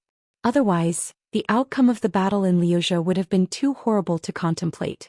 This battle, which neither side publicized, was actually the most hair-raising battle since the start of the war in Liangmang. Although both sides didn't suffer much losses, as long as Zhou Xian's 8,000 cavalry didn't succeed, he would be able to preserve his own forces and not give the Dong family's cavalry a chance to quickly break into Liuzhou. Otherwise, even if Zhou Xian paid the enormous price of losing all 8,000 of his men in battle to wipe out 20,000 of the Dong family's cavalry, as long as the remaining 10,000 managed to infiltrate Liuzhou, once they joined forces with Lu Gui's army and Tuoba Bodhisattva's personal army, Liuzhou would be as good as gone.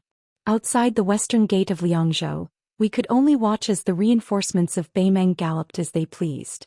Not to mention that we can't build that new city in Beiliang with enough troops to move and store. We can launch an attack on Huayang Pass in one go. Of course, now that the situation is different, teacher and I won't hide it anymore. That Ko Jianghuai, whose reputation has risen in Guangling, is already our new general in Liuzhou, and he's successfully leading troops to reinforce Qingcang City.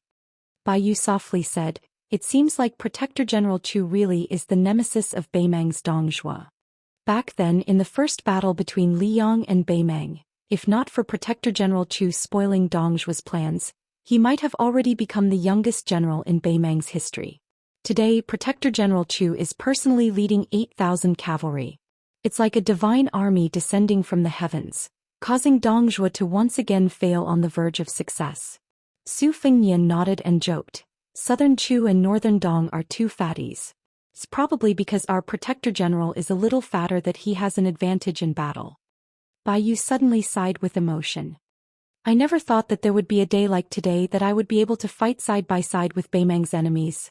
Lu Jinyu, the great demon of spring and autumn, Zhou Xian, the commander of Beiliang's infantry, Yan Wenluan, the #1 man of the old southern Tang great ancestor Gu, and so on. Su Fengnian laughed and said, "You'll get used to it. Perhaps it's because I grew up here a long time ago that I don't quite have teacher's feelings." Bai Yu softly muttered, "If there comes a day when you get used to this place and can't bear to leave, then what should you do?" Chapter 1551.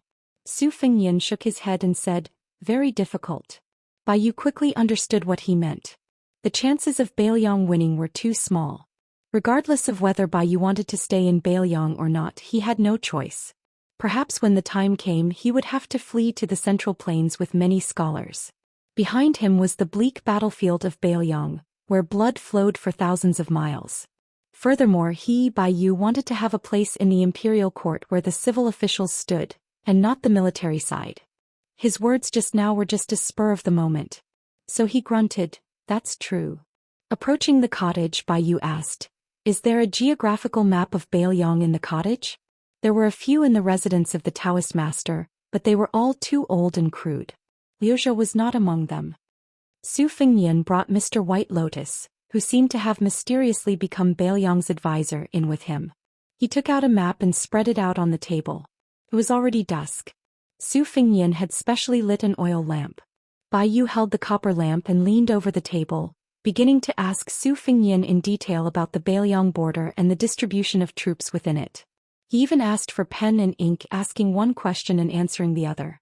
A scholar knows the world without leaving the house. This sentence was both correct and incorrect. It was possible to give pointers on the big picture, but it was not enough to support a specific strategy for the time being. This was especially true in Beiliang, where crouching tigers and hidden dragons were hidden.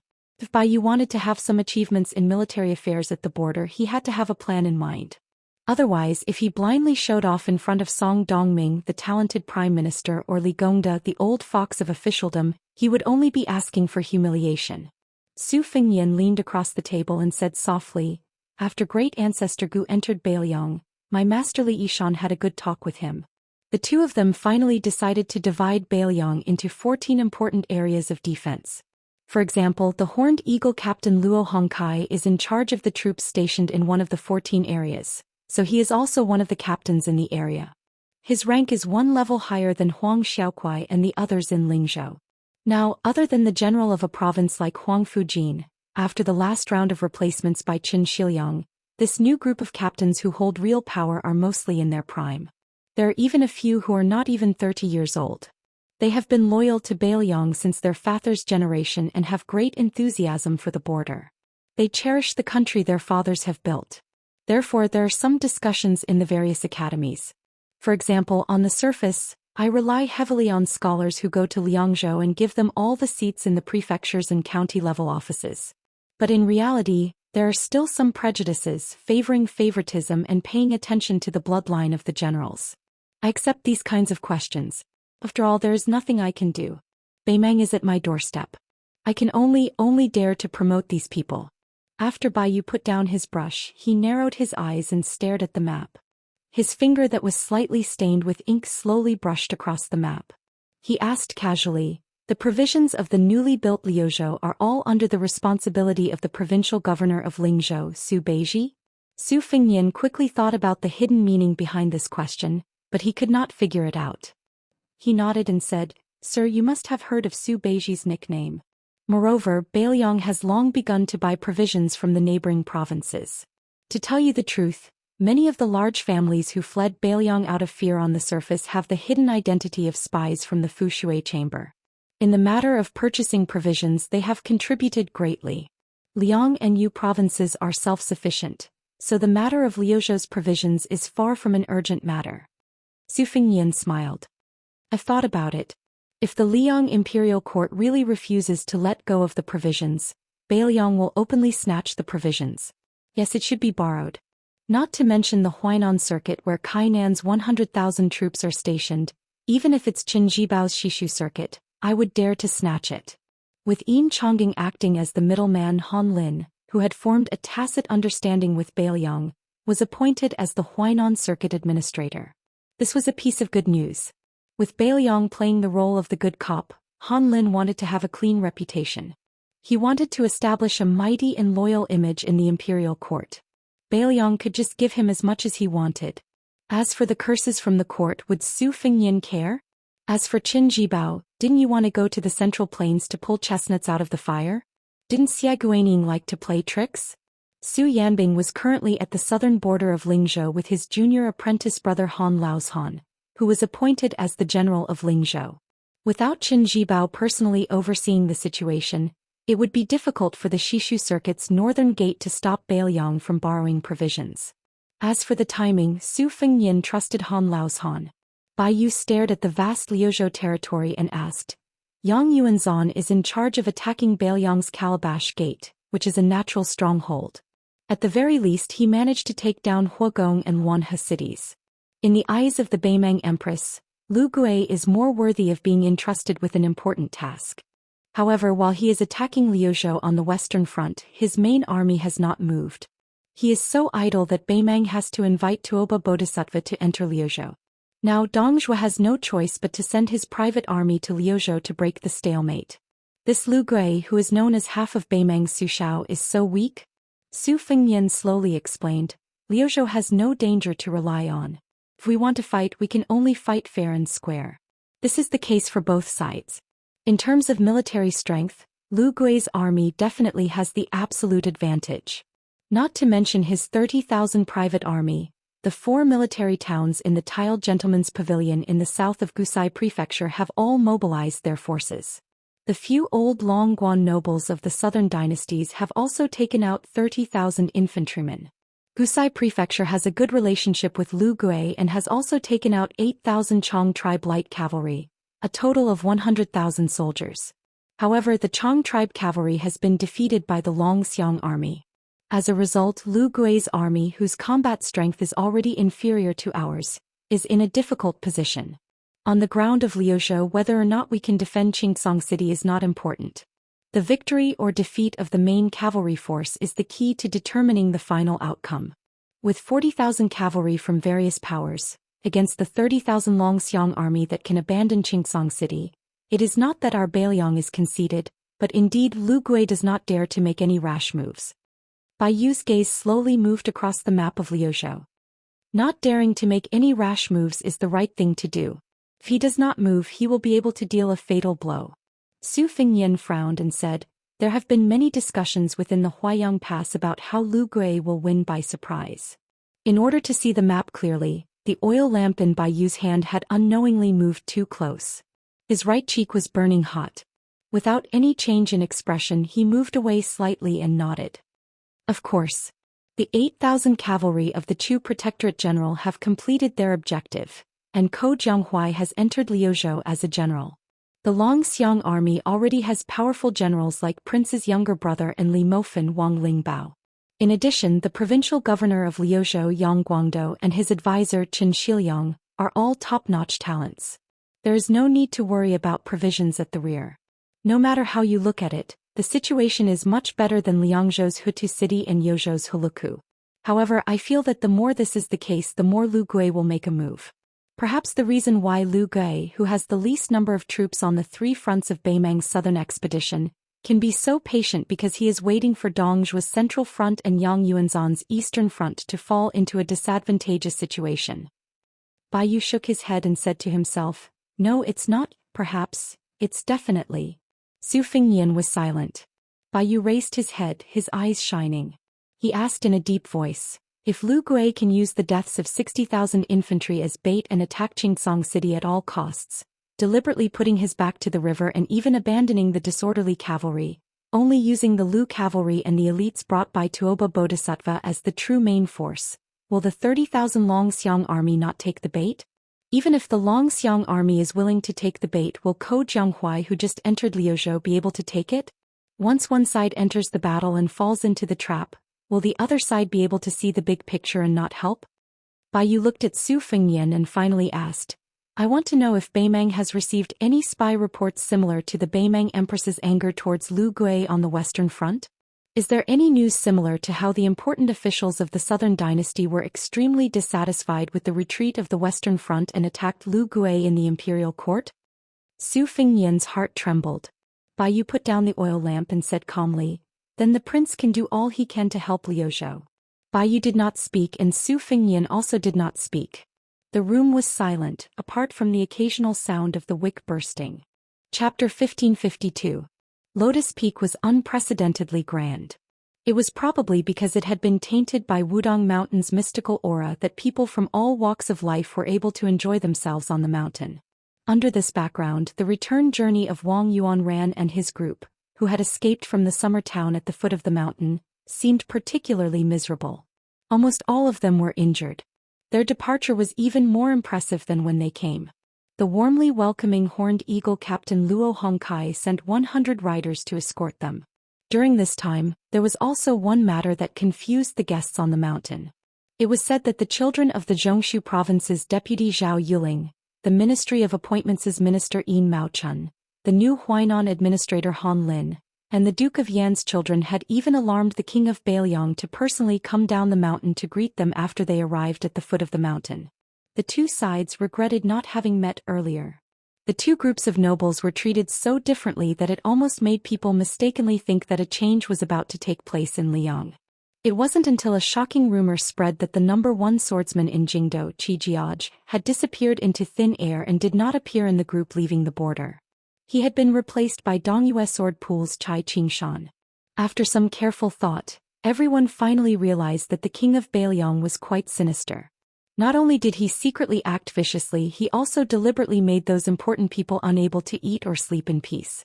If these words were to spread to the Central Plains, Zhao Yuling and the other central officials would be fine. After all, they were close officials of the emperor and could find an opportunity to talk things out. With the current emperor's wisdom and magnanimity that was not inferior to the previous emperor's, he would certainly not fall for Bailiang's plan to drive a wedge between them. However, Han Lin, who had just left the capital from the position of Assistant Minister of the Ministry of Justice, was about to suffer. How could those arrogant ruffians of the Huainan Path not use this against him to cause trouble? With this plan in mind, everyone felt more and more sympathy for Yin Chongqing and this group of young talents with bright futures.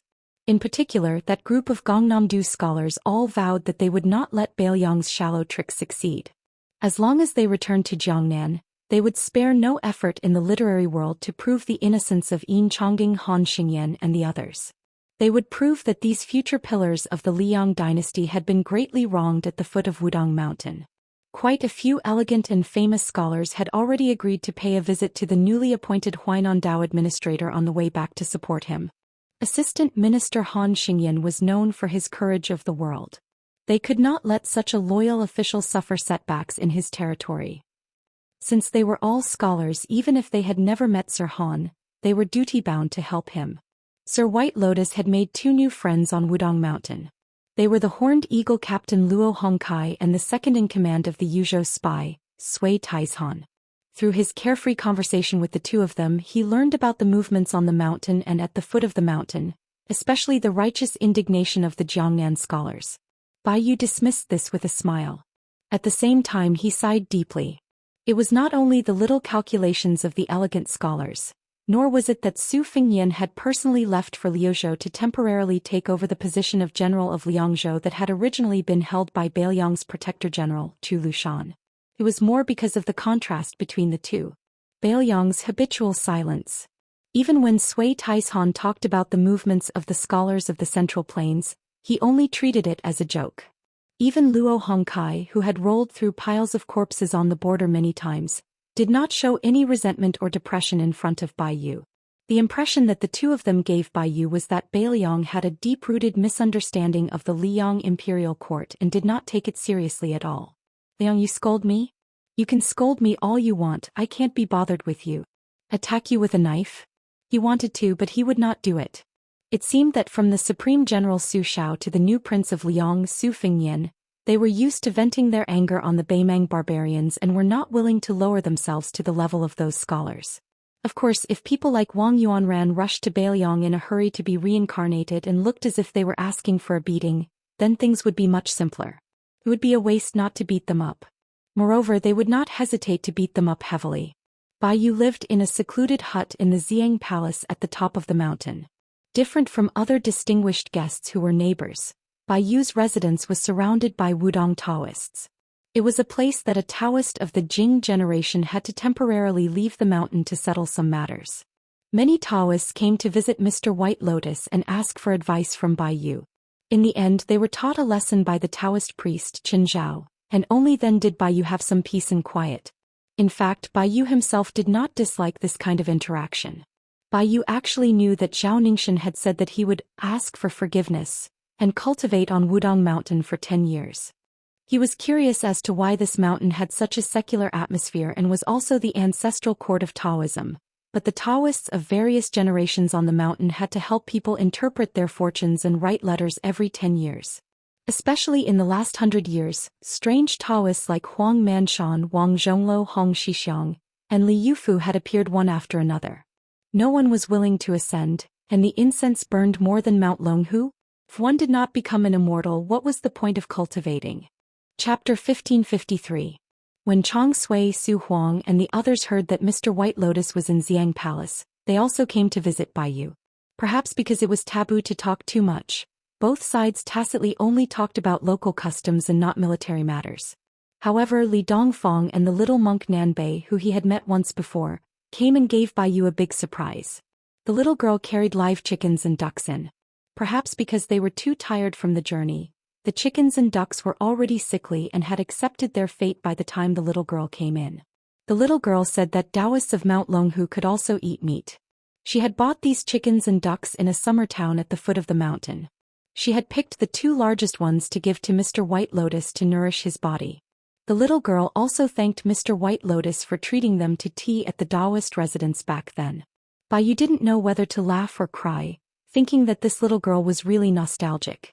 During dinner, the little girl personally went to Xiang Palace's kitchen to stew a large pot of chicken for Bai Yu. The little monk Nanbei didn't even dare to eat at the table, squatting by the door and chanting Amit Ba. In the end, Bai Yu hadn't even touched his chopsticks when a woman, led by a little Daoist, angrily came to denounce him. Behind her was a white-robed monk. Bai Yu hurriedly put down his chopsticks and stood up to welcome them. When the woman saw Mr. White Lotus, her expression became better. However, she still muttered in a low voice, "This girl, it's one thing to give a gift, but what kind of silly girl would steal the largest chicken and duck in the house as a gift? She really takes after her father and doesn't know how to manage the house." After the white-robed monk sat down, he motioned for Bai Yu to continue eating. He smiled and said, I heard that the Wu family's Daoist master is already at the foot of the mountain with the imperial edict. However, they have no intention of climbing the mountain for now. However, with Han Gui and Mr. White Lotus from Green Mountain Monastery, they are bullying this poor monk for fighting alone. Bai Yu suddenly asked an inappropriate question. Does Mr. know who leader Zhao is? Li Dongfeng didn't answer the question. This poor monk is flattered to call Mr. White Lotus, who was personally bestowed by the previous emperor. Bai Yu, who was usually gentle and polite, was aggressive for the first time. Some say it is Yang Tai Sui who died outside the pass. Some say it is the catman Han Xianxian who died suddenly. Some say it is teacher Lu Hao who was the gatekeeper of Great Peace City. Li Dongxin said straightforwardly, Chao Zhongqing went to the Tuzhen temple to find me. Even he, Zhao Guo's greatest enemy, did not know much. Chao Zhongqing could only guess that it was the imperial tutor who had disappeared without a trace, Yuan Binshi. However, out of the 5 Zhao Guo who really did things, Chao Chongqing met 3 of them and killed one of them who was planted in Guangling Path. As for the remaining 4, one of them had taken control of all the northern Qi refinement warriors in the early years. Now he had no followers. One of them was a person of the Jianghu who controlled everything in the name of the Ministry of Justice. Another replaced the dead one to watch over the movements of Guangling Path. As for the last one, he was shrouded in mystery. I only heard that he was an important chess piece in charge of targeting Bailiang. As for who it was after Yuan Binshi disappeared without a trace, no one knew. Even His Majesty was no exception. Li Dongfeng asked curiously, Mr. White Lotus, why are you asking this? Bai Yu smiled and said, I am going to Mount Qingliang for 2 years. I am afraid I will die there. Li Dongfeng frowned and said, do you think that person is in Bailiang Palace? That is impossible. With Su Xiao and Li Yishan. Bai Yu shook his head and interrupted, it might not be someone who has been in hiding for a long time. It might be someone who went later. For example, the assistant administrator of Bailiang, Song Dongming. Li Dongfeng rubbed his bald head and said nothing. The monk in white smiled and said, regardless of whether Song Dongming is Zhao Guo's man or not, Mr. White Lotus' method of using someone else's knife to kill someone is not very good. Bai Yu, who had not eaten much, put down his chopsticks and said with a smile, one must not have the heart to harm others, but one must always have the heart to guard against others. As for Song Dongming's identity, I am just guessing. But since I have made up my mind to live in Bailiang for 2 years, I have to use some dirty tricks. To tell the truth, even if Mr. did not come today, I would have gone to find Mr. tomorrow and asked Mr. to go with me to Mount Qingliang. Therefore, Bai Yu ate Miss Dongming's meal with a guilty conscience. If it were not for the fact that I was really hungry, I would not have even touched the chopsticks. The monk in white said to himself, if Zhao Guo's leader really is Yuan Binshi, then Prime Minister Song Dongming, who was favored and then abandoned, may really be Zhao Guo's man. But at the same time, if the two are both Zhao Guo's men, Song Dongming may be completely loyal to Bailiang. Bai Yu nodded and said, the Emperor of Liyang did not kill half-inch tongue Yuan Binshi simply because he had outlived his usefulness. Naturally, he was wary of Yuan Binshi's Zhao Guo power. After the previous emperor died, Yuan Binshi was too unpredictable for the current emperor. Compared to the Bailiang cavalry's thunderous snoring at the door, Yuan Binshi was like the sound of breathing by the side of the bed. Even though it was very light, it made it harder for people to sleep. Yang Taisui is dead, Lu Haoshi is dead, Han Xingxian is dead, Xie Guining is gone. Who in Great Peace City can keep Mr. Yuan in check? Who can be on equal footing with the previous emperor? Speaking of which, if Yin Mao Chun or someone else is Yuan Binshi's final choice for prime minister, then Song Dongming can only be the shadow minister. Even if Song Dongming is disheartened by Yuan Binshi's death, but I'm afraid. Li Yang felt a headache coming on. He ate quickly and didn't listen to these troublesome matters. The woman ladled a bowl of white rice for the little monk and put some vegetables on the tip of the rice. The little monk squatted at the door and ate. The monk in white looked at this Mr. White Lotus and said with a smile, seeing is believing. Bai Yu said self-deprecatingly, I must have disappointed Mr. Li Yang sighed and looked down at the table full of food. Bailiang has the aura of a palace. Looks, smells and looks good, but it doesn't taste good. It seems that there is no taste in being the emperor. No wonder that boy surnamed Su. Li Yang suddenly slapped his chopsticks. Father, you can nag people all you want, but I made all this food. The monk in white immediately had his wife get another set of chopsticks and bowls. He gave a thumbs up before eating. Delicious. Chapter 1554. As the sun set in the west, Transverse Water City, the northernmost city of Ji Province, was about to close its gates. Red lanterns were being prepared to be hung on the city walls. Right at this moment, a cavalry scout drenched in blood galloped over. When the soldiers on the city walls saw the scout's face clearly, they shouted at the top of their lungs to have the half-closed city gates rise again. The scout with 2 arrows stuck in his back rushed in and shouted with all his might, "Urgent enemy report. Beimeng's army is attacking." Not long after, smoke signals were lit within Transverse Water City as a warning to the neighboring Silver Sparrow City. The smoke billowed. It was actually 50,000 Beimeng cavalry. Very quickly, the beacon towers to the south of Transverse Water City and Silver Sparrow City were lit one after another. In less than an hour, the entire northern part of Ji Province knew of the shocking news of 50,000 Beimeng cavalry invading the south. The newly appointed garrison general of Transverse Water City was a fat, middle-aged man. His surname was Gao and his given name was Ying. This man had been a prominent member of Ji Province since the time of Northern Han. He was one of Ji Province's foot soldiers under Grand General Xianxia, and a significant portion of his soldiers came from the Gao family of Ji Province. Gao Ying didn't even have time to put on his armor. Surrounded by his personal guards and retainers, he hastily arrived at the top of Transverse Water City, his face pale. It wasn't that Gao Ying didn't want to run, but rather, according to the reports from the scouts, Beimeng's vanguard cavalry was already within reach. In addition, a large number of horse fences were circling the city south to block his path. Gao Ying's teeth chattered. He was truly regretful.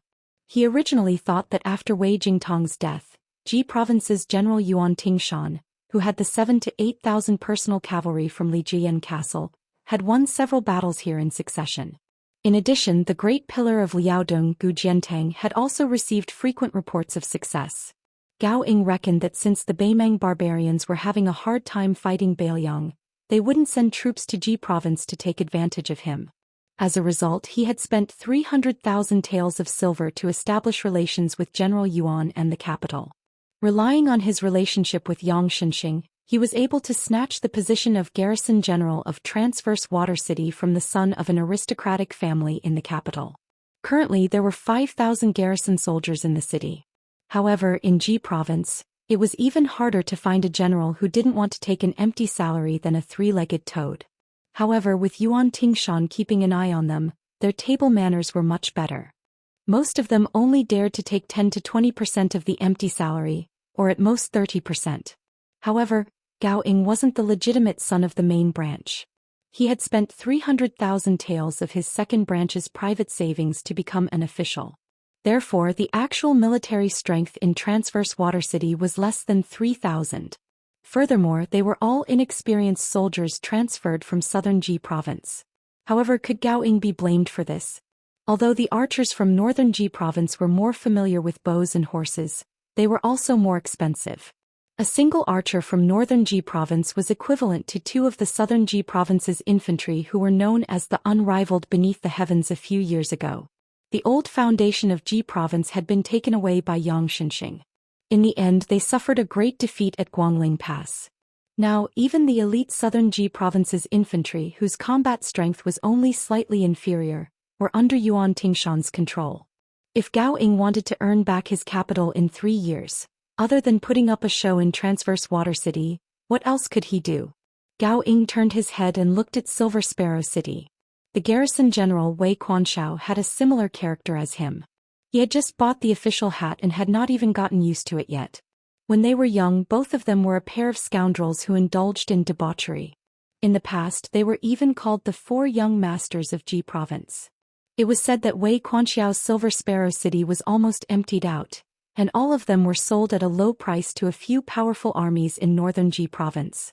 2 days ago, when Wei Quanxiao invited him to Silver Sparrow City to drink with prostitutes, Wei Quanxiao, who was a bastard who only cared about money, actually spent a fortune to invite 2 popular courtesans from the city to drink with him.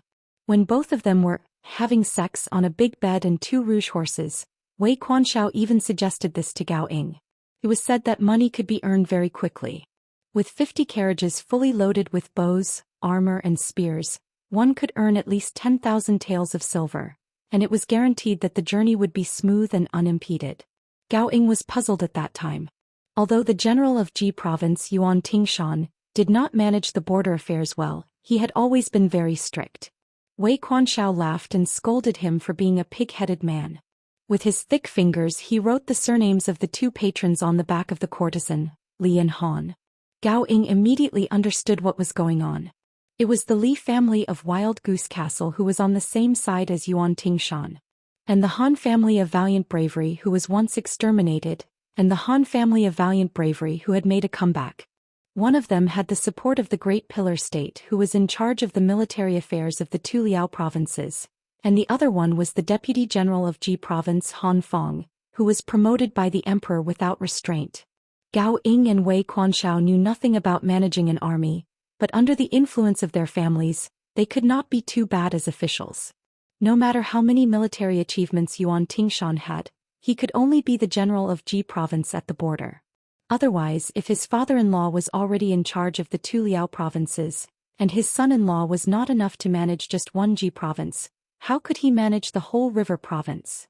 Therefore he needed the only son of the Han family in Ji province to keep him in check. No matter how much the emperor rewarded him, no matter how much military power he gave him, his foundation was still shallow.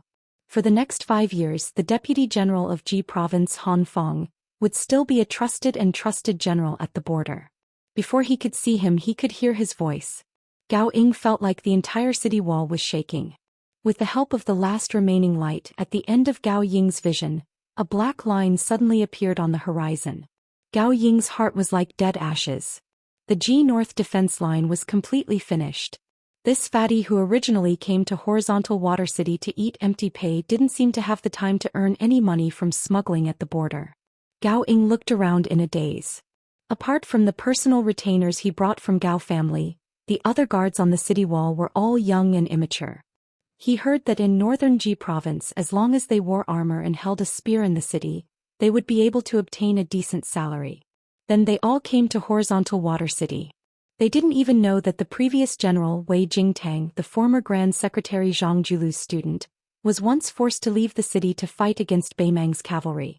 800 horizontal water cavalry and 4,000 elite infantrymen all died in one battle. They also didn't know that even earlier, the 10,000 Yuzhou cavalry that quietly crossed 1,000 li to ambush Beimang was already here. This horizontal water city actually wasn't peaceful at all. Many of Horizontal Water City soldiers still held onto a fluke, naively believing that the majestic Beimang cavalry was only here to show off their strength, that perhaps Ji Province's General Yuan Tingshan would soon lead his army to defeat the enemy in one fell swoop, or that the Great Pillar State Gu Jiantang was currently leading troops over from Liaodong. In one go, Wang Sui gathered 50,000 elite cavalry from Beimang's eastern border army. Qiu Gemo Great Rouge Asherwei and Dong Gemo Great Wang Jingchong each had 10,000 cavalry, as well as 3 young generals who braced themselves and ignored the tactful advice of the 2 Beimang great generals. 50,000 men, compared to Beimang's eastern border army that was gradually increasing from the biting grasslands to nearly 300,000, didn't seem like a serious injury. However, in deciding the direction of a large-scale war, the number of people was important, but it wasn't absolute. Beimang's newly appointed eastern border commander Wang Sui took away 50,000 elite soldiers, pretty much the same as taking away half of the eastern border's essence energy. The 2 generals on the eastern border who were comparable in seniority to Lu Gui and Yang Yuanzhan, their authority was lower than Wang Sui's too. The 2 of them couldn't control the 3 grassland-born generals at all, let alone Great Rouge Asherwei and Wang Jingchong, these type of children of influential families. They could only watch as these 50,000 people ran to Ji province. If this was the Liyang dynasty, this was naturally something unimaginable. Great Rouge Asherwei was riding on an ink-colored steed from the grassland. He raised his head and looked at the outline of Horizontal Water City. With a ferocious smile on his face he said, "Once we enter the city we can still have dinner." There was still some distance before they could launch their assault. Wang Jingchong didn't ride his steed to join his personal army of 10,000 soldiers. Instead he stood beside Wang Sui with Qiu Gemo on his left and right. He frowned and said, According to the spy, both Generals Gao Ying Wei Quanshao and Wei Quanshao are good for nothings. But if they fight with their lives on the line, it will be disadvantageous for us to fight at night. Furthermore, all 50,000 soldiers are cavalry. Although they can dismount and fight, they don't have any siege weapons. Can we really take down these two important towns in Ji province so easily? Chapter 1555. Wang Sui sneered and said, when leading troops to war, other than paying attention to the changes on the battlefield, you also have to pay attention to the situation outside the battlefield. When you have the chance to go to the Central Plains in the future, it will be even more so. Wang Jingchong, why do you think Yuan Tingshan would let two idiots guard horizontal water Silver Hawk? Is it because he doesn't have any spare troops? Even if we take a step back, Li Jian Castle, which is on the same line as him, has 8,000 private cavalry. Their cavalry battle isn't weak, so what problem can they have in defending the city? Isn't this clearly giving way to us? Otherwise, if we continue to win battles, how long do you think he will be the general of Jizhou? The Guangling Road War is so unbearable. If an imperial edict is sent to the general's mansion of Jizhou, the imperial court wants him to be the general of the southern expedition, Lu Xingxiang, will he dare to say no? Even if he dares, that kid's father-in-law will be the first to take care of him. Great Ru Shiwei said impatiently, I don't believe that Gao Ying and Wei Quanshao have the courage and insight of Wei Jingtang, and don't have the ability of Wei Jingtang. After taking down the two cities, whether we go south to Jizhou, west to Hezhou, or finally back to the east, we will have great prospects. General, just give the order to attack the city. Wang Jingchong shouldn't fight with me for the merit of horizontal water city. Wang Sui sneered and said, attack the city? Attack my ass. If you want to die in battle, die in Yuzhou. Great Ru Shiwei was stunned. What do we do there? Wang Sui looked at the border city shrouded in twilight and said, tell them that if they surrender, we won't kill them. Give them an hour to think about it. Also, we only want the food and armor in the city. As for the people, as long as they are willing to take off their armor and leave horizontal water city empty-handed, we will let them go. Great Ru Shiwei muttered, boring. Wang Sui turned to Wang Jingchong and said, go and tell those three brutes that horizontal water city will belong to you and Great Ru Shiwei. Silver Hawk City will belong to the three of them. Wang Jingchong nodded and was about to leave when he heard Wang Sui say indifferently, when the soldiers of the two cities retreat to the south, it will be up to the five of you how to earn merits. Remember, leave some alive to pass the message to Yuan Tingshan so that Ji province will know that we are heading south. After that, according to the arrangement, horizontal water and silver harrier cities will each leave 3,000 soldiers behind to guard their cities. The rest will follow me to River Province. After Wang Jingchong left, Wang Sui asked with a smile, Lord Qiu Gemo, I heard that you want to have dinner with us? Great Ru Shiwei, whose eyes were burning with passion, chuckled and said, there are 2,000 to 3,000 people in horizontal water city. It's barely enough for me and my children to have a meal. It's not enough to fill our stomachs, but it's enough to keep us from being hungry for a while. Wang Sui was expressionless. He raised his head and silently looked at the horizontal water city that had resisted countless grassland cavalry since it was built.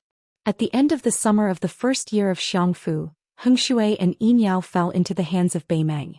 It was rumored that Beimang's main force on the eastern front was going to bypass the two Liao defense lines and use Jizhou as a breakthrough point to invade the south. Everyone in Liyang was shocked. Not long after the newly appointed Huainan Dao administrator Han Lin took up his post, he was given the title of Grand Secretary of the Imperial Court. Huainan Dao Jidushi Kainan was given the title of Primary Grade 2 West Protecting General.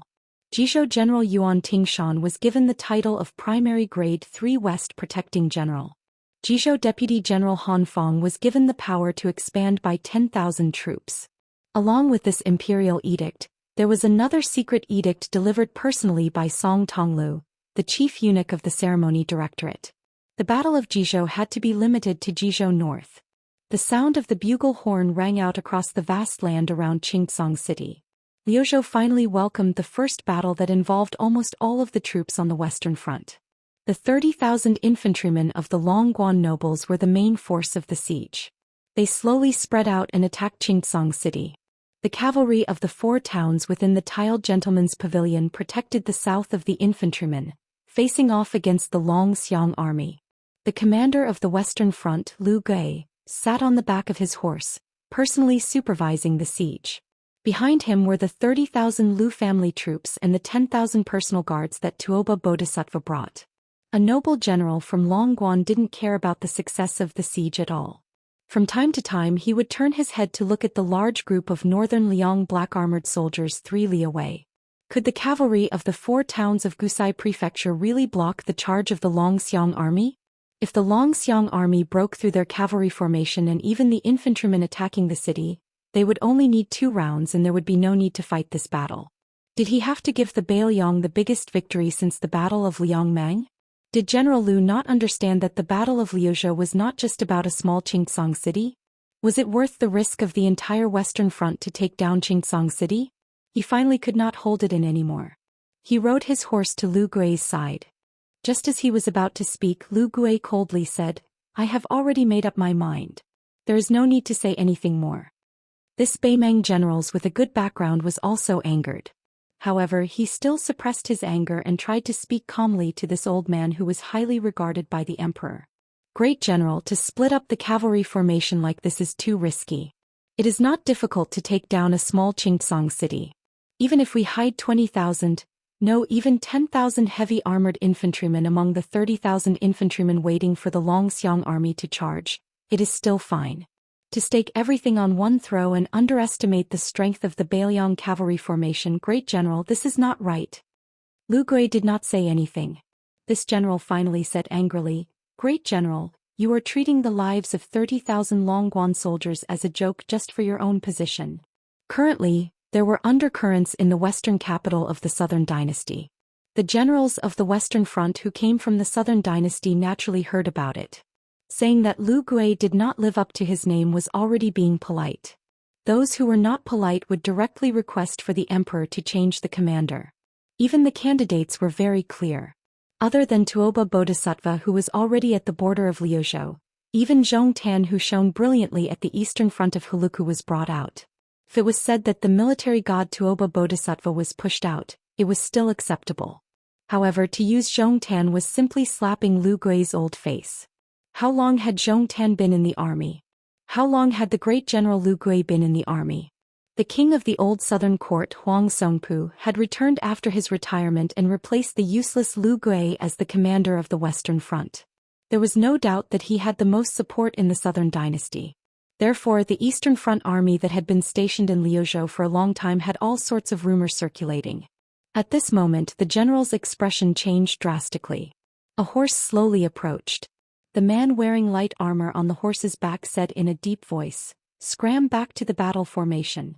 The general swallowed his saliva and turned his horse back to the infantry formation without another word. Lu Gui looked at the person who came and asked with a smile, "King of the Northern Court, do you think that the Longxiang army will dare to take the bait?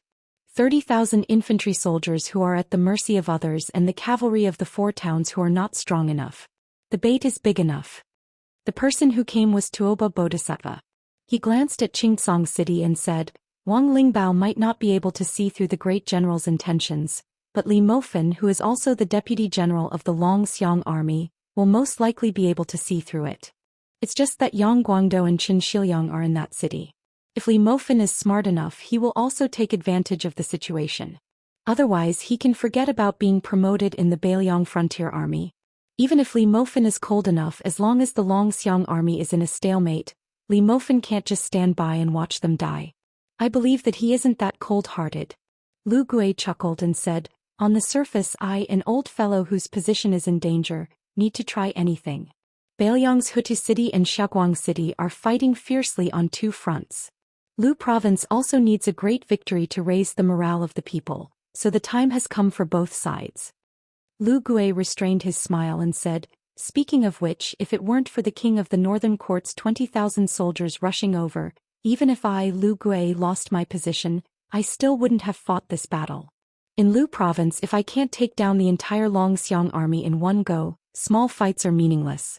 The Battle of Liangmang was originally going to be won in Lu province. Now it's just going around in a big circle." Tuoba Bodhisattva hesitated and said in a low voice, "After this battle, general, you will most likely be summoned back to the Southern Court." Lu Gui smiled and said, "It's fine. Just treat it as making space for Fatty Dong on the central line." Tuoba Bodhisattva chuckled and said, General Lu, don't worry. In the future you and I will enter the Central Plains hand in hand. Lu Gui nodded. The old man sighed and said, I feel sorry for these brave men of the southern court. They came from the desert, but in the end they died in the desert. They didn't even get to see the prosperity of the Central Plains. Even a glimpse would have been good. PS1. Yesterday writing that Ancestor Gu and Li Yishan met was a slip of the pen. PS2. Every Alliance Master will be given a set of physical books in the snow. I definitely didn't forget this. When the books are finished they will be given out together with a signature. However, they won't sign every book. They will only sign one book, but they will write a message.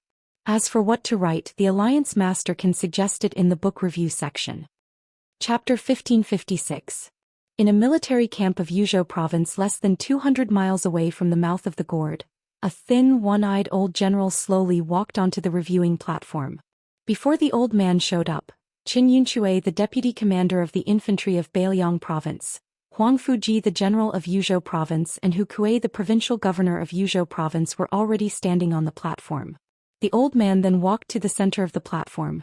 Strangely, even laymen who were not familiar with the army of Yuzhou province would consider it reasonable for the old man to be the head of the army. Standing there with his hands on his saber, the old general in iron armor remained silent for a long time as he watched those officers and soldiers who remained still under the hot sun. The old man remained silent as if he wanted to look over all the tens of thousands of infantrymen who were going to set out for the battle and identify all the flags of the old camp of the infantry of Yuzhou province. With a gloomy look, the old general finally opened his mouth slowly. The general has passed away. The Lord is not in Yuzhou province. Even if I, Yan Wenluan, don't die on the battlefield, I don't have many years left. Therefore, I would like to take this opportunity to say something that I've been hiding for almost 2 decades. The old general picked up his saber and pointed at Qin Yunchui, the deputy commander of the infantry of Beiliang province, on his side. Old Qin, you must know our deputy commander. I remember that this guy accompanied me to drink in Lord Qingliang's mansion 16 years ago. At that time, Qin Yunchui was just a class 3 general. The general joked that it was a waste of talent for you to lead 40,000 to 50,000 infantrymen in Yuzhou province. Why not go to the border of Liangzhou province and give you 30,000 cavalries? Yan Wenluan didn't look at her best friend who had known her for most of her life. She just pointed at the embarrassed Qin Yunchui with the cold knife. This old bastard can't hold his liquor, and his behavior is even worse when he's drunk. He was pretending to be drunk at that time, but as soon as the general said that, he immediately stood up. His eyes were so bright. Guess what the deputy commander of the infantry of Beiliang said? He said, do it. Why didn't he do it? Of course, the general didn't succeed in poaching him. Why? Did Qin Yunchui regret? No, Yan Wenluan was too anxious and almost fought with the great general. I still remember clearly what I said at the time. As soon as I smashed my wine cup, I stood up and told the Grand General that Beiliang's infantry only had this much strength. For the past 2 years, the Liangzhou cavalry had swindled and stolen so many of them.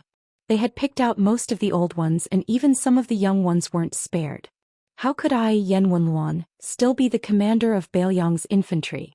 It's not impossible for Qin Yunchui to join the cavalry of Liangzhou province. However, you have to throw Yuan Zuozong, Chu Lushan and Qi Dangua into our Beiliang infantry. The veteran General Qin Yun lowered his head as if he had turned a deaf ear to Yan Wenluan's words. However, he probably wanted to dig a hole and hide in it after being exposed so mercilessly by Yan Wenluan. Yan Wenluan then pointed at Yozhou's provincial governor Hu Kuei with the cold knife. This provincial governor is the founder of our Beiliang's crossbowmen. He is the most legitimate cavalry general. When Lord Hu replaced Wang Peifong as the provincial governor of Yuzhou, he came to me, Yan Wenluan, to establish a relationship with me. According to the rules of the officialdom, he said some polite words to an old man like me. Then I asked him a question. How did he feel about being an official in Yuzhou, which had fewer warhorses than Lingzhou a few years ago? Provincial governor who is an honest man, so he told me honestly that he felt quite sullen. He said that he thought he had a chance to be Lu Jinu's assistant in Hutu City. Otherwise, he could have gone to Liuzhou's Longxiang army to work with his old subordinate Li Mofan and Wang Lingbao. That's not bad either. Yan Wenluan leaned on the knife with both hands again and looked at the more than 10,000 infantry soldiers. Our Beiliang has 300,000 border soldiers. Therefore in Liang I've always heard that Bailiang's 300,000 iron cavalry are the best in the world. I found it strange. Bailiang's cavalry has never made up more than half of the border army. How did it become 300,000 iron cavalry? Does Liang think that our Bailiang infantry doesn't exist? It seems like Bailiang doesn't take our infantry seriously either. The one-eyed old general tilted his chin to the east and sneered, "There's a fellow in Jizhou named Yang Xianxia. He's the idiot who was later toyed with by a few youngsters at the Guangling Road. Back then he wasn't even fit to carry my shoes. Under his command are tens of thousands of infantry soldiers left behind by the old Northern Han. They've come up with the nickname, Southern Ji Infantry. Afterwards for the past decade or so, they've been called the unrivaled in the world, in all of Liang. In addition there's also the Wufeng army led by Wang Tongshan, the #1 general under the command of the king of Yen from the southern border, and Wu Zhongshuan's Daijia. Their reputations aren't small." The old man paused for a moment. "That's all Yan Wenluan can tolerate it. After all, we can't go to Jizhou or Nanjiang to fight with them. Besides, we northern Liang people are not good at talking. However, let's not talk about Bailiang. Let's talk about our Bailiang. Let's not talk about Liangzhou, Lingzhou, or even Liuzhou. Let's talk about our Yuzhou. In Wanhe City, our infantry battalion was stripped of its battalion number. Who was it that crossed Hezhou and entered Jizhou, and in the end at the mouth of the gourd, reduced 10,000 soldiers to only 3,000. We traveled 1,000 li, fought a series of battles to the death and killed nearly 30,000 enemies. We almost completely paralyzed the Beimang barbarians' eastern supply line." Yan Wenluan mocked himself. "What? Do you think that our Yuzhou army also has heroes?" Yan Wenluan laughed. "Of course. However, it's a pity that the no-retreat battalion of 3,400 soldiers is Yuzhou's 1st Cavalry Battalion. The prince who fought alongside the 10,000 Yuzhou cavalry is an ordinary soldier in the no-retreat battalion in name. It has nothing to do with you, a bunch of pitiful creatures who don't have war horses and only have 2 legs." The old man's face turned ferocious. "Let's not talk about Yu Luandao, the deputy general of Yuzhou cavalry, or Shi Yulu and Fan Wenyao, who were promoted to general of Vao cavalry and general of Agile cavalry. Let's talk about Tian Heng, the newly appointed chief general of 30,000 Yuzhou cavalry." At that time this old man despised the prince for not daring to fight to the death, and even said that the prince had used up all his courage after resisting the imperial decree. Therefore he had long retired and returned to his farm. That was why Yu Luandao was appointed as the deputy general of 10,000 Yuzhou cavalry. Tian Heng, a bastard who never went to Jibei or outside the mouth of the gourd, is the only one who dares to slap his chest and say, "Old Yen, don't worry, I Tian Heng promise you that I'll create another cavalry battalion for you." The old man placed the cold saber on his waist again and rubbed his cheeks. He took a few steps forward and asked with a deep voice, "Since when did the Yuzhou infantry fall to such a state?" The entire place was silent, but everyone's eyes were red. Yan Wenluan pointed at herself and said, "Ever since I, Yan Wenluan, joined the Su family's army, I've been following the great general for 36 years. From the very first day I was a foot soldier and today I'm a major second-grade general. In the end I'm just an old foot soldier. I don't dare to say that I'm the leader of the entire Bailiang infantry, but I, Yan Wenluan, am the one who raised all your Yuzhou infantry." The one-eyed old man casually pointed in the direction of Sheguang City behind him and said, "Over there and to the north, you'll see the Beimang barbarians.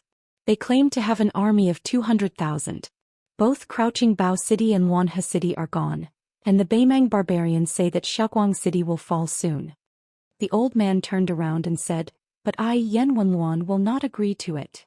At the northern border of Yuzhou and River Province, a huge scarlet flag was flapping in the wind.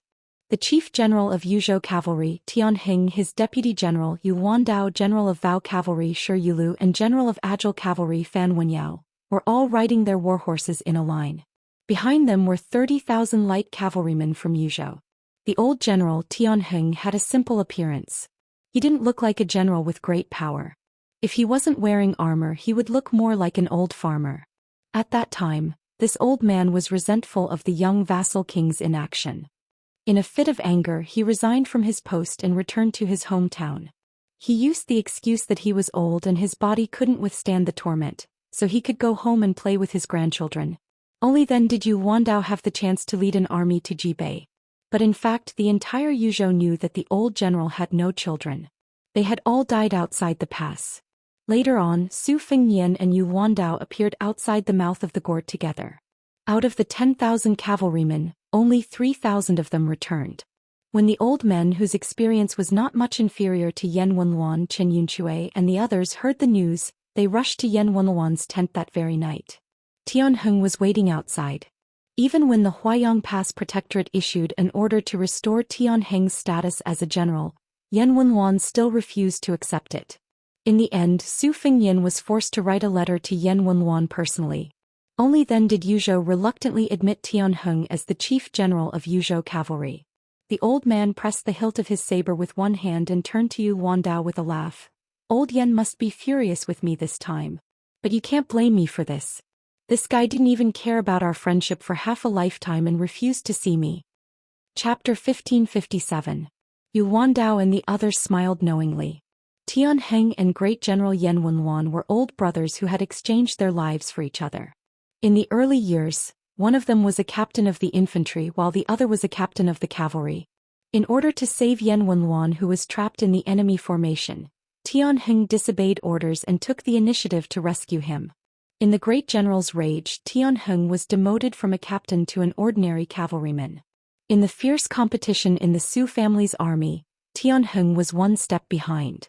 Those of the younger generation such as Su Pu Wang Fei's brother Wu Qi Yuanzuozong, and Hu Kuei had all surpassed Tianheng at that time to become the leading general of the cavalry. By the time the Su family died, Tianheng had only become a fourth-rank general. It was only when Yan Wenluan personally asked the great general for him that Tianheng was promoted to a rank and moved from Liangzhou to Yuzhou. However, after more than 10 years, compared to the likes of Wei Taishan who had retired from high positions and returned home with glory, or the current deputy commander Jean Partridge Shou Kong, Tianheng could be considered an extremely depressed veteran of the Beiliang army. Tianheng stopped smiling and said to Yu Wandao, General Yu Beimang's 50,000 elite cavalrymen on the eastern front said they were going to attack Ji province, but we all know that these barbarians are heading straight for Yuzhou. They want to cooperate with Yang Yuanzhan at the mouth of the gorge to take down Shaoguang City and invade Yuzhou. Our original plan was for you and me to split into two groups.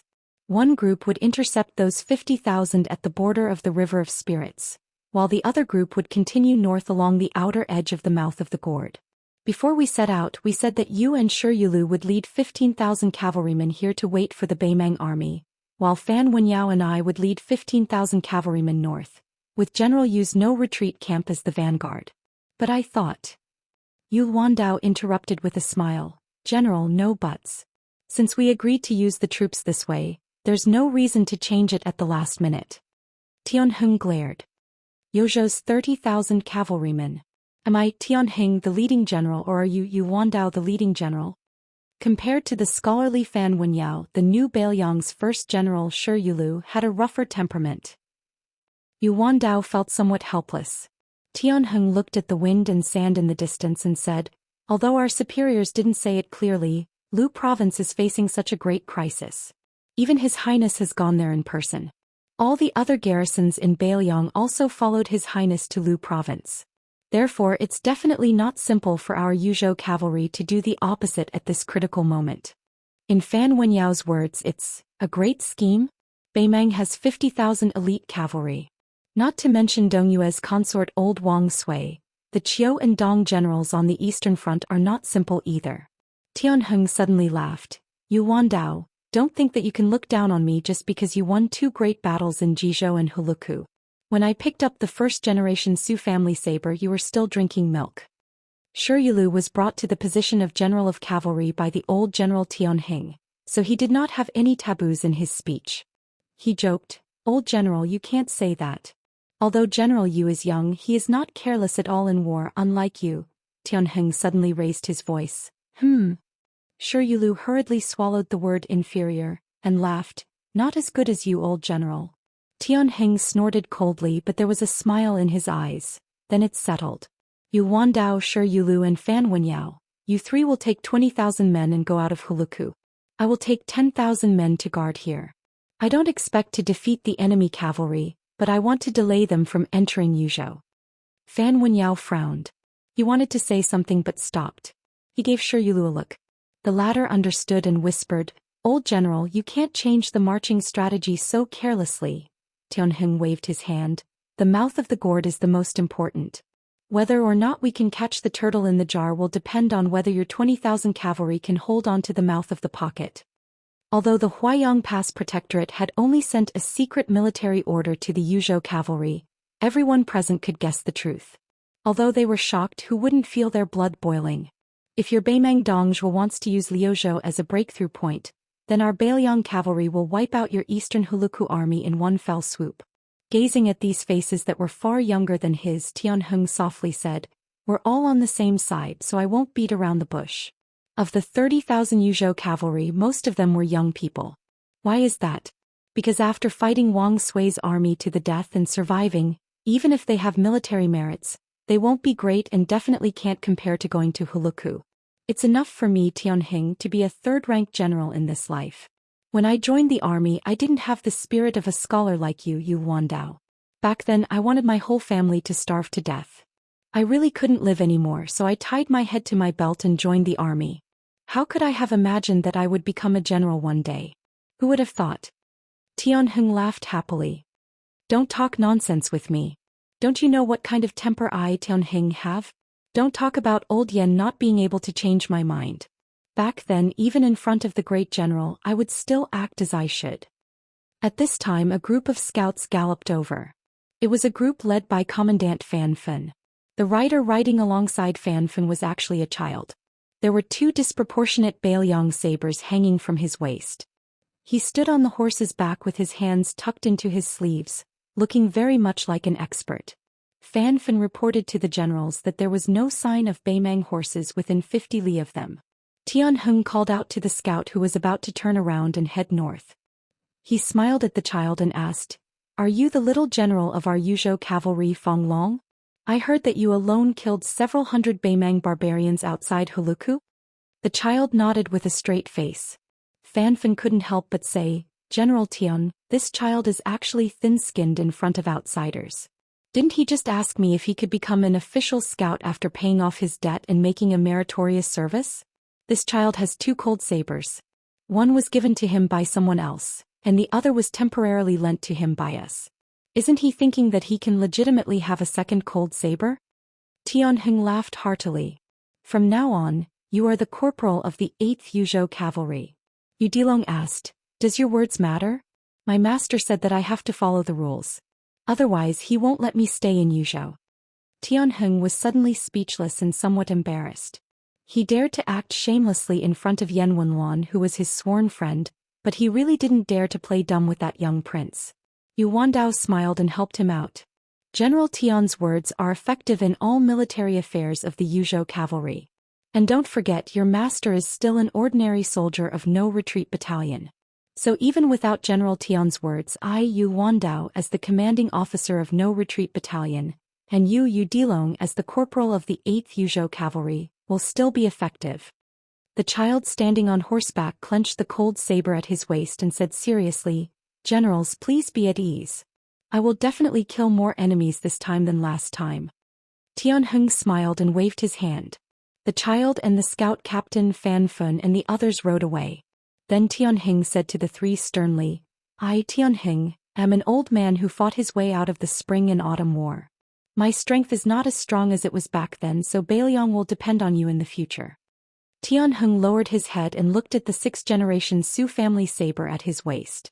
After looking up, he suddenly said, "General Yu, I didn't leave anything behind in my life, just a run-down house that isn't worth much. But there are still 5 sabers at home. Then I'll leave them to you, Yu Wandao, to keep them for me. If you have the chance in the future, tell the younger generation about the story of that Yuzhou veteran. How about it?" Yu Wandao, Shi Yulu and Fan Wenyao were all silent. Tianheng clasped his hands and laughed, "Goodbye." The battle to attack and defend Hutu City was in full swing. A cavalry army of only about 10,000 quietly left the encampment and headed east like a lion hunting a rabbit. The leader of the cavalry was the commander of Beiliang's cavalry, Yuan Zuozong. His momentum was like a rainbow. Almost at the same time, there were 2 cavalry armies that had never fully appeared on the battlefield. They separately headed to the two dangerous passes at the junction of the cold and dark north. The two passes were heavily guarded, all of them elite Yuzhou infantry. The area around the pass was heavily guarded. There had always been an iron law that if unrelated people appeared, they would be killed without mercy. A few months ago, as a large number of sealed items were added to the two passes, a large number of Bailiang's top crossbowmen began to secretly roam around these two places. The two cavalry armies added together only had a little over 9,000 people. It was not weird for one person to have two horses, but what was shocking was that each of these war horses were Bailiang A-grade war horses. One must know that in the entire Bailiang, only 3,000 dragon elephant cavalry could be equipped with A-grade war horses. Yuzhou only had 300 to 400 of them. Lingzhou did not even have a single one. These strange horsemen clearly didn't carry cold swords or crossbows, but every one of them was an elite of the border army with outstanding physical strength. Their robust physiques and their swift and fierce aura were intimidating even if they didn't even wear light armor. One was the Rouge Cavalry. The other was the Wei Bear Cavalry. When they were on the battlefield, all of them wore armor.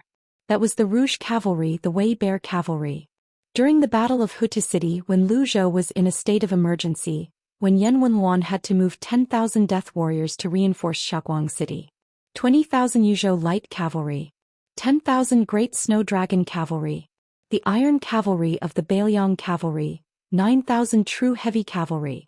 They would all appear outside the mouth of the gourd. Chapter 1558. Liangzhou's Hutu City had become the second fishing island of the Central Plains. However, that time, it was the Su clan's Iron Cavalry that was obstructed in the Central Plains. This time, it was the Northern Mang's horseshoes that were densely packed together in the Dragon Eye Plains outside the city. The great king of the southern courtyard, Dong Zhuo, personally led a crow's pen, patrolling a troop of infantry that was ready to attack. Beside this fatty was a young man and woman of noble status. Among them, the sickly-looking young man had many identities. None of them were simple. He was Chun Jinzhou of Northern Mang's four great Jinzhou, the leader of the Southern Dynasty's strategist, the chess, sword and music school's divination operator. Of course, his most fundamental identity was Tuoba Bodhisattva's eldest son, Tuoba Chi-yun. The woman who had just been officially taken away by Zhong Tan of the Calabash Vanguard was called Yelu Yuhu. This man and woman almost succeeded in scheming against Su Fingyan outside the Calabash Vanguard. Unfortunately, Yuan Zuozong led 10,000 Great Snow Dragon Cavalry to the battlefield, making them and that Taiping commandant's efforts go to waste. Dong Zhuo pointed at Hutu City with his horsewhip and said, Hutu City, which is said to be able to support 10 years of war, has run out of winches and wooden bales in less than half a year. We've also used up more than half of the bricks and clay bales. We've also cut down countless iron bales, spears and battering poles. There are only 3 crossbows left on the city wall that are still intact. The broken ones have piled up into mountains. Of course, there are still many small and medium crossbows and light crossbows in the city. There are still hundreds of thousands of arrows in the warehouse.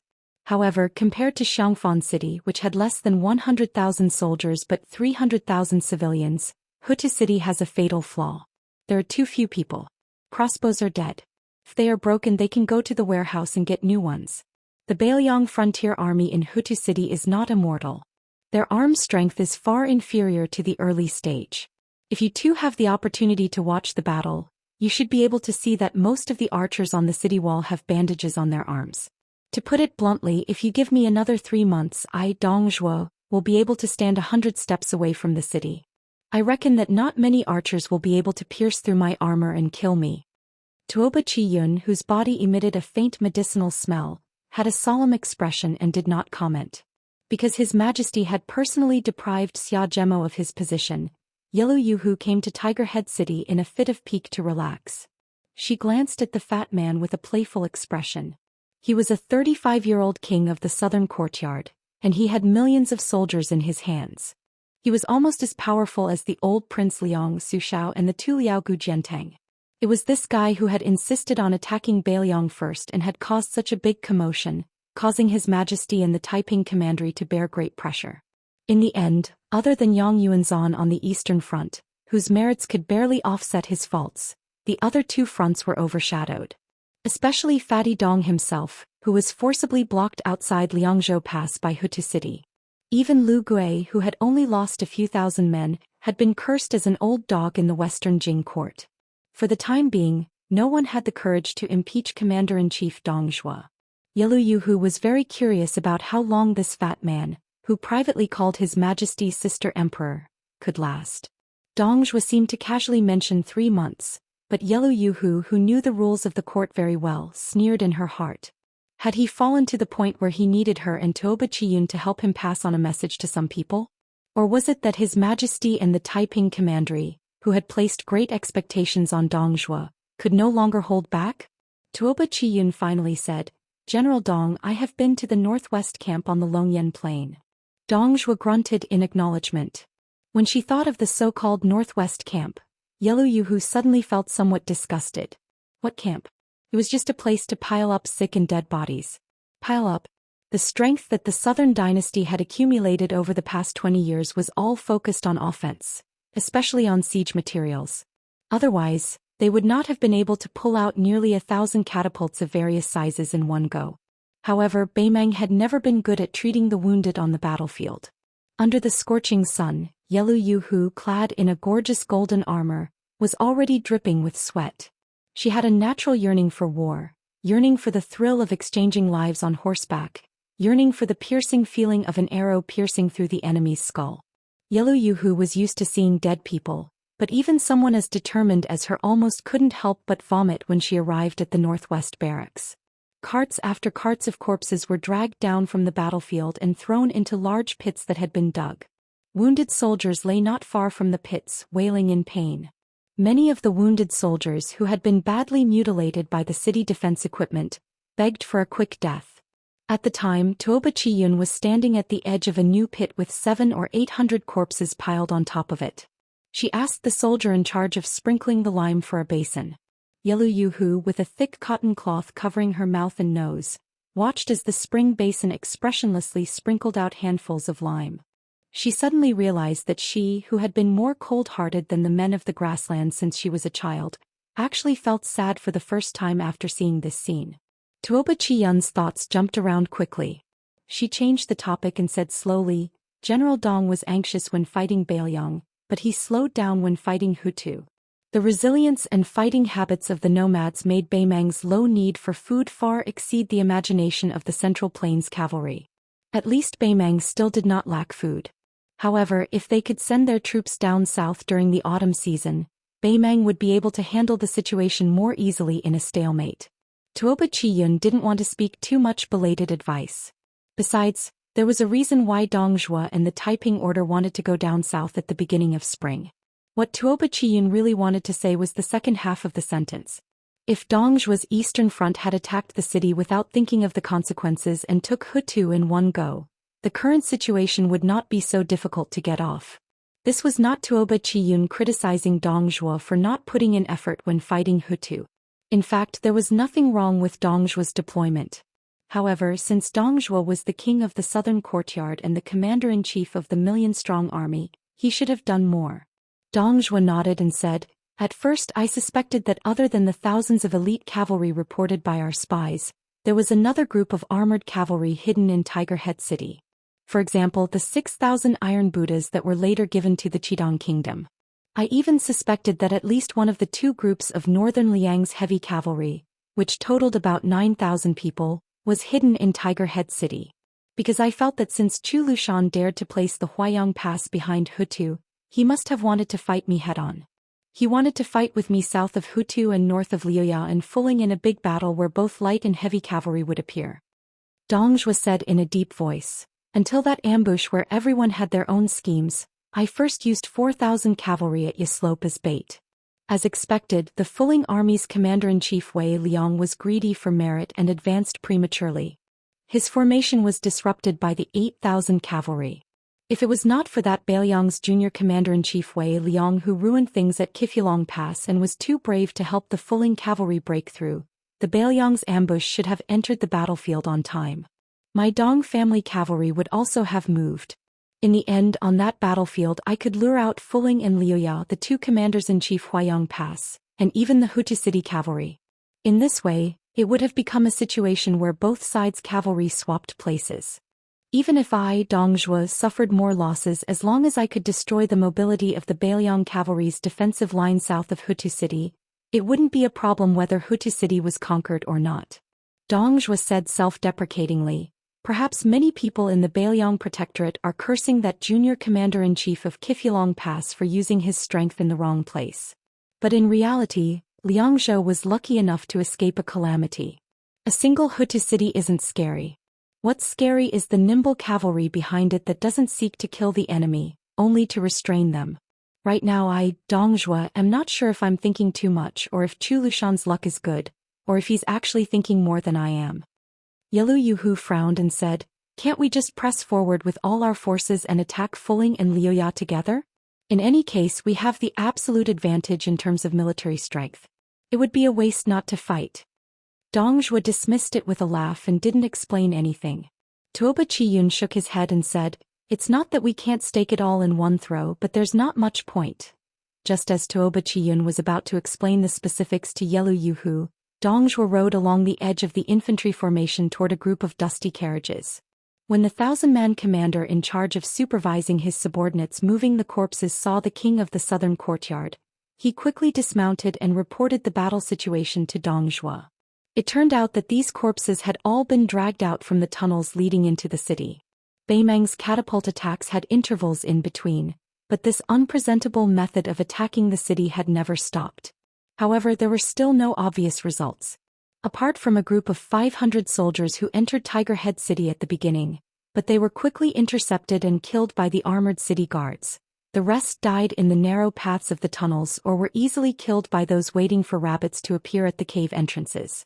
It was reported that City Guard General Lu Jinu had long made preparations. He had dug out more than 10 holes that were 3 zhang deep in various strategic locations within the city beforehand, allowing the soldiers with sharp ears to stay within. As long as Beimeng's cave masters and armored soldiers made any movements within several hundred or even 1,000 steps, they would be able to immediately seize the opportunity. Afterwards, whether it was digging holes horizontally to set up an ambush or using windmills to fan the smoke and lime, all of this was easy. That 1,000-man commander had only taken up this post because he lost an arm in the formation charging ant-attached army. After the single-armed man finished reporting the general battle situation and death toll, his eyes became slightly red. After lowering his head, he said quietly, "Great General, there have been 16 tunnels in total. Including this wave, the number of our brothers who have died underground has already reached 5,000. Is it worth it? To be able to die on top of Tiger Head City's city walls is also good." Dong Zhuo said calmly, "You all should head to the northwest camp." The single-armed 1,000-man commander raised his remaining arm to wipe his eyes. After getting on his horse, he led the carriages piled with corpses into the distance. Chapter 1559. Yelu Yuhu was inexplicably enraged. He took a deep breath and asked the king of the southern courtyard. When Bailiang attacked Qingzhou and Xiangfan City, they were experts at digging tunnels. Since they know how to attack, they're no newbies in defense. Moreover, the thousands of Bailiang cavalry in the city have clearly been on the city walls. Even if a few hundred men make it to the surface alive, what can they do? Dong Zhuo smiled, as if he didn't want to mention the 5,000 dead soldiers who didn't make any contributions. He said, 2 days ago there was a group of cavalry in the city, and they were forced to climb up the city wall to defend it. They were much stronger when they dismounted from their horses than when they were exhausted. 2 of my Kiliarchs had already led their men to the top of the city wall. They were only 400 steps away from each other, and they almost gained a foothold on the city wall. Dong Zhuo pressed his thumb and forefinger together. Just a little bit. Tuoba Tianyun said helplessly, "This little bit of opportunity was obtained by General Dong's order that every Kiliarchs must suffer 400 casualties before they can retreat. This is a huge price to pay." Dong Zhuo laughed. "It's not even half over yet." Yelu Yuhu asked rudely, almost interrogatively, "Dare I ask, General, how many grassland men have died to the blades of our own people?" Dong Zhuo gave it some serious thought before replying, "There are 3 Kiliarchs and many centurions. Including the ordinary soldiers, there are 2,700 of them as of yesterday if I'm not mistaken." Yelu Yuhu said angrily, "Aren't you afraid of triggering a mutiny?" Dong Zhuo asked in return, "You want a mutiny after killing so many cowardly trash?" Yelu Yuhu sneered. Indeed, General, you have 100,000 Dong family private soldiers who haven't suffered any casualties. You're also a general who commands troops with divine precision. You can definitely nip the bud in the bud. Toba Tianyun said, say no more. Yelu Yuhu wanted to say something but hesitated. Seeing Chun Jemo's displeased expression, she finally decided not to provoke this king of the southern courtyard who didn't live up to his name. The two riders bid farewell to Dong Zhuo and left. Yelu Yue turned his head to look at the sturdy figure who had stopped his horse. He said in a low voice, this fatty, so this is how he leads his troops. As an official he is really capable. The war has already reached this point, yet he still doesn't forget to follow someone's wishes and beat down the forces of the grasslands little by little in front of Tiger Head City. A chilly arch had consumed the direct troops brought from the tribe, but where would the rest of the troops come from under the rapid rotation? Either they were replenished from the southern dynasty's military towns and mixed with sand, or they were simply mixed up with the remnants of the two armies.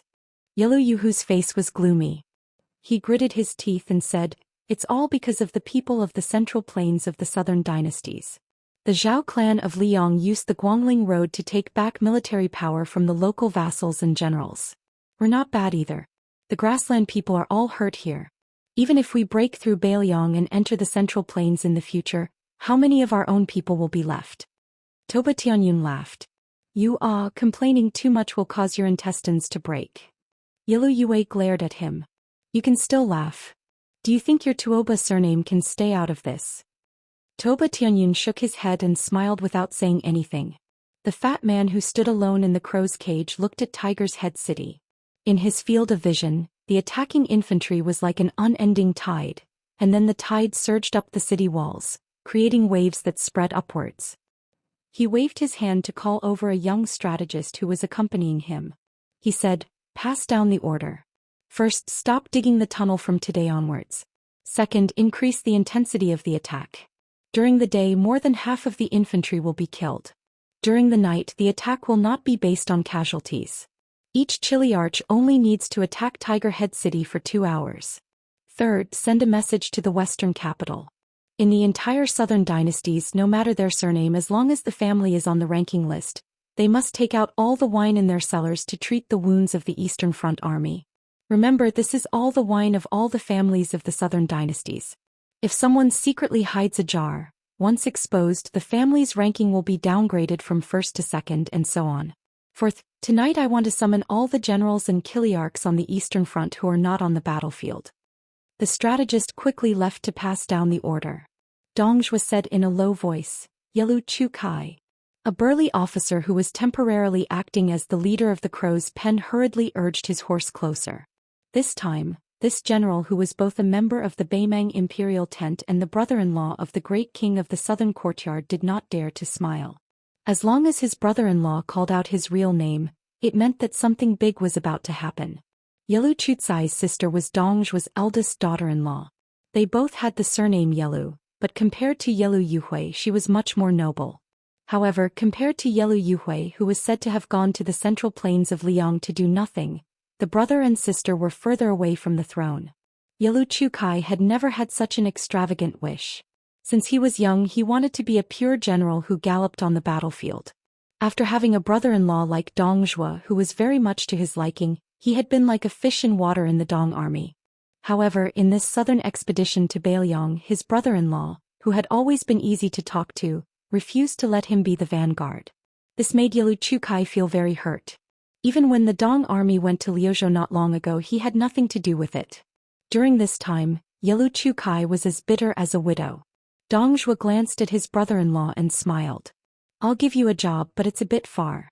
Do you want to take it? Yelu Chukai asked carefully, will I get any military merits? Dongzhuo said, not necessarily. Yelu Chukai said decisively, then I won't go. Dongzhuo smiled. It's fine if you don't go.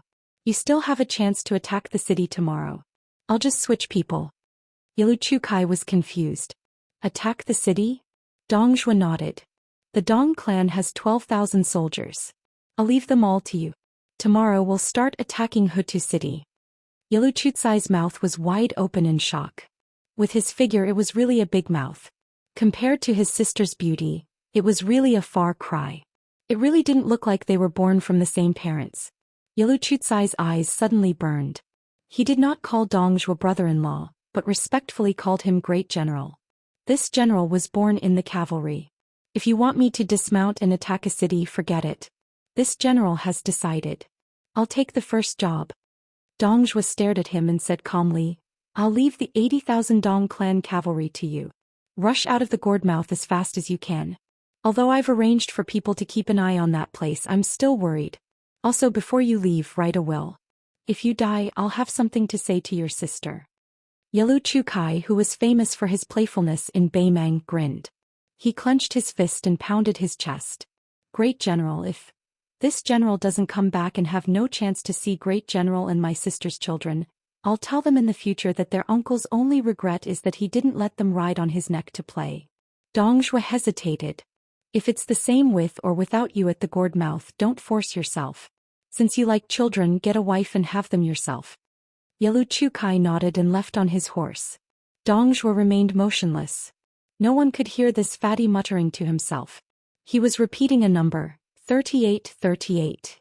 In Tiger Head City, the few towering watchtowers near the north of the city had become the main targets of the northern Mang's catapults.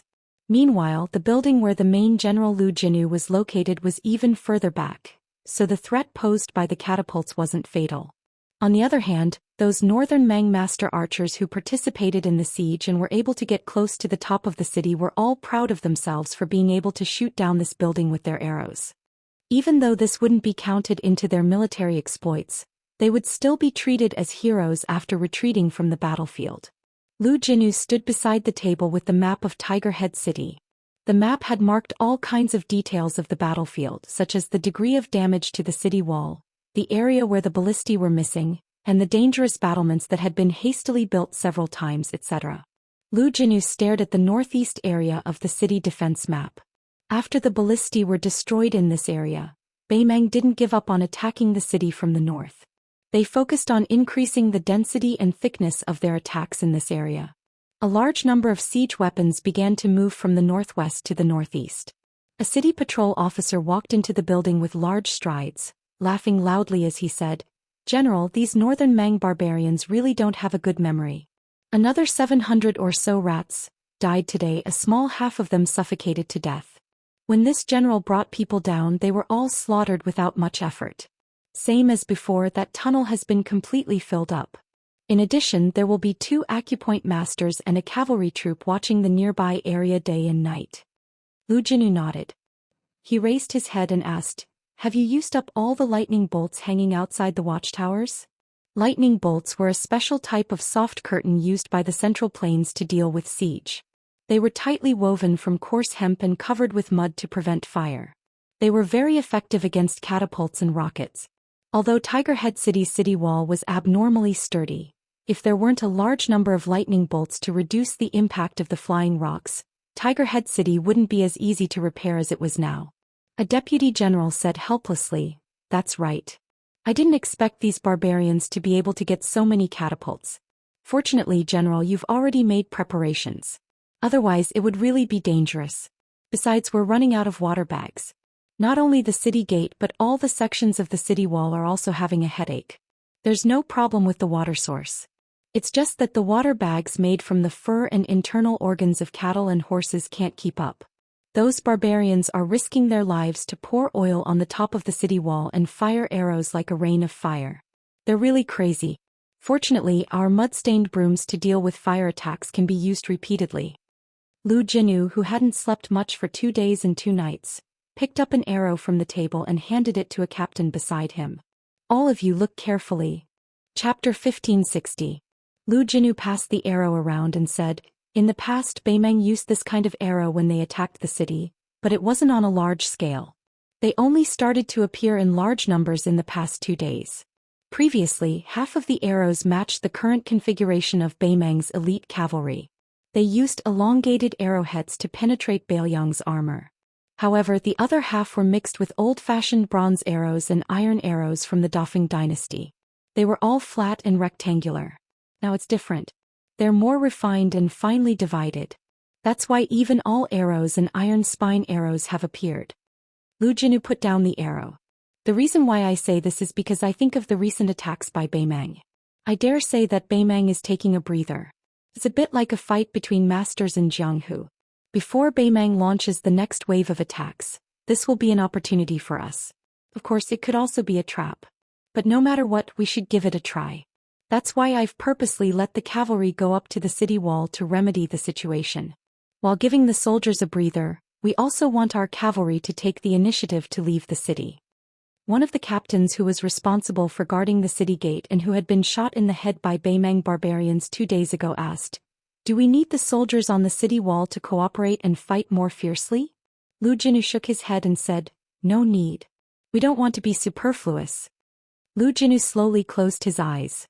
It wasn't clear if he was so tired that he had to rest for a while, or if he was looking for an opportunity in his mind. Lu Jinu suddenly opened his eyes. He pressed his fists on the table and stared at the 2 captains who were eager to give it a try. Beimang is responsible for protecting the cavalry on the 2 wings of the infantry. They've been watching the show for a long time and have slacked off. Tonight, 2,000 cavalry will be placed behind the north gate. After they leave the city, they'll charge at will. 1,000 cavalry from the east and west gates will attack the flanks. Remember, there is only an hour. I will only give the 3 cavalry armies an hour at most. No matter how many northern Mang soldiers you kill or injure, you must immediately return. You must not linger in battle without retreating. An hour later, my Tiger Head city will once again open its gates. Lu Jinu suddenly called out to the 2 captains who had left. Let me tell you in advance that Beimang might not even give us a chance to reopen Hutu City. A tall, white-haired captain nodded and said, "Understood." The 2 captains who were a generation apart walked out of the room. Of course, the young captain looked behind him. Then he said to the old captain, "Old, what do you want to say? Do you really want to make things clear?" The captain stopped the captain of the captains of the captains. Of the captains. And song of the song of the song of beef of Beimang. Of song of beam off song. Beat captain's captain. Of captains where captains was a S's. T captains captains captains of years. Of captain. T tes, S. Of the beasts. Of being. Of course. The old man kicked the guy's butt and scolded softly, "Get back here. And let me finish." When Captain Song turned around again, the captain pointed to the north and said softly, "I only have a son and a daughter. My son died in Beimang in the first year of Yonghui. My son-in-law, who was also A's captain, died 8 years ago outside the Liangzhou Pass. Fortunately, I have grandchildren. The He family's bloodline hasn't been cut off. But it's not a good feeling to die before your own." The captain smiled. "I know you fought with my son-in-law in the past. You also complained that I chose him as my son-in-law and not you. That's why you've been fighting with me all these years in Hutu City. With my temper, if it was 30 years ago, I would have beaten you to a pulp." The captain rolled his eyes and muttered, "Can't beat me." The old man couldn't be bothered to argue with this lad. He sighed with emotion and said, "Not counting the years of fighting in the Central Plains, I've been living in northern Liang for almost 20 years. I have a home and I live a peaceful life. Even if my family members die, the children can still wear mourning clothes. It's not like the chaotic times when I was young. Living is more difficult than dying. I occasionally return to my hometown and watch the children practice writing every day. They look like they know how to do it. They're even more skilled at holding a brush than I am at holding a spear. I listen to their study outside the study room. The way of life in Beiliang today is really good." The captain patted Captain Song's shoulder. "In such a good world, we'll live as long as we can. As for me, I don't plan to go back no matter if the city gate can be opened a second time tonight. You want me to get off my horse and fight Beimang barbarians at the city gate in the future? I can't kill many of them. It's better to kill more on horseback.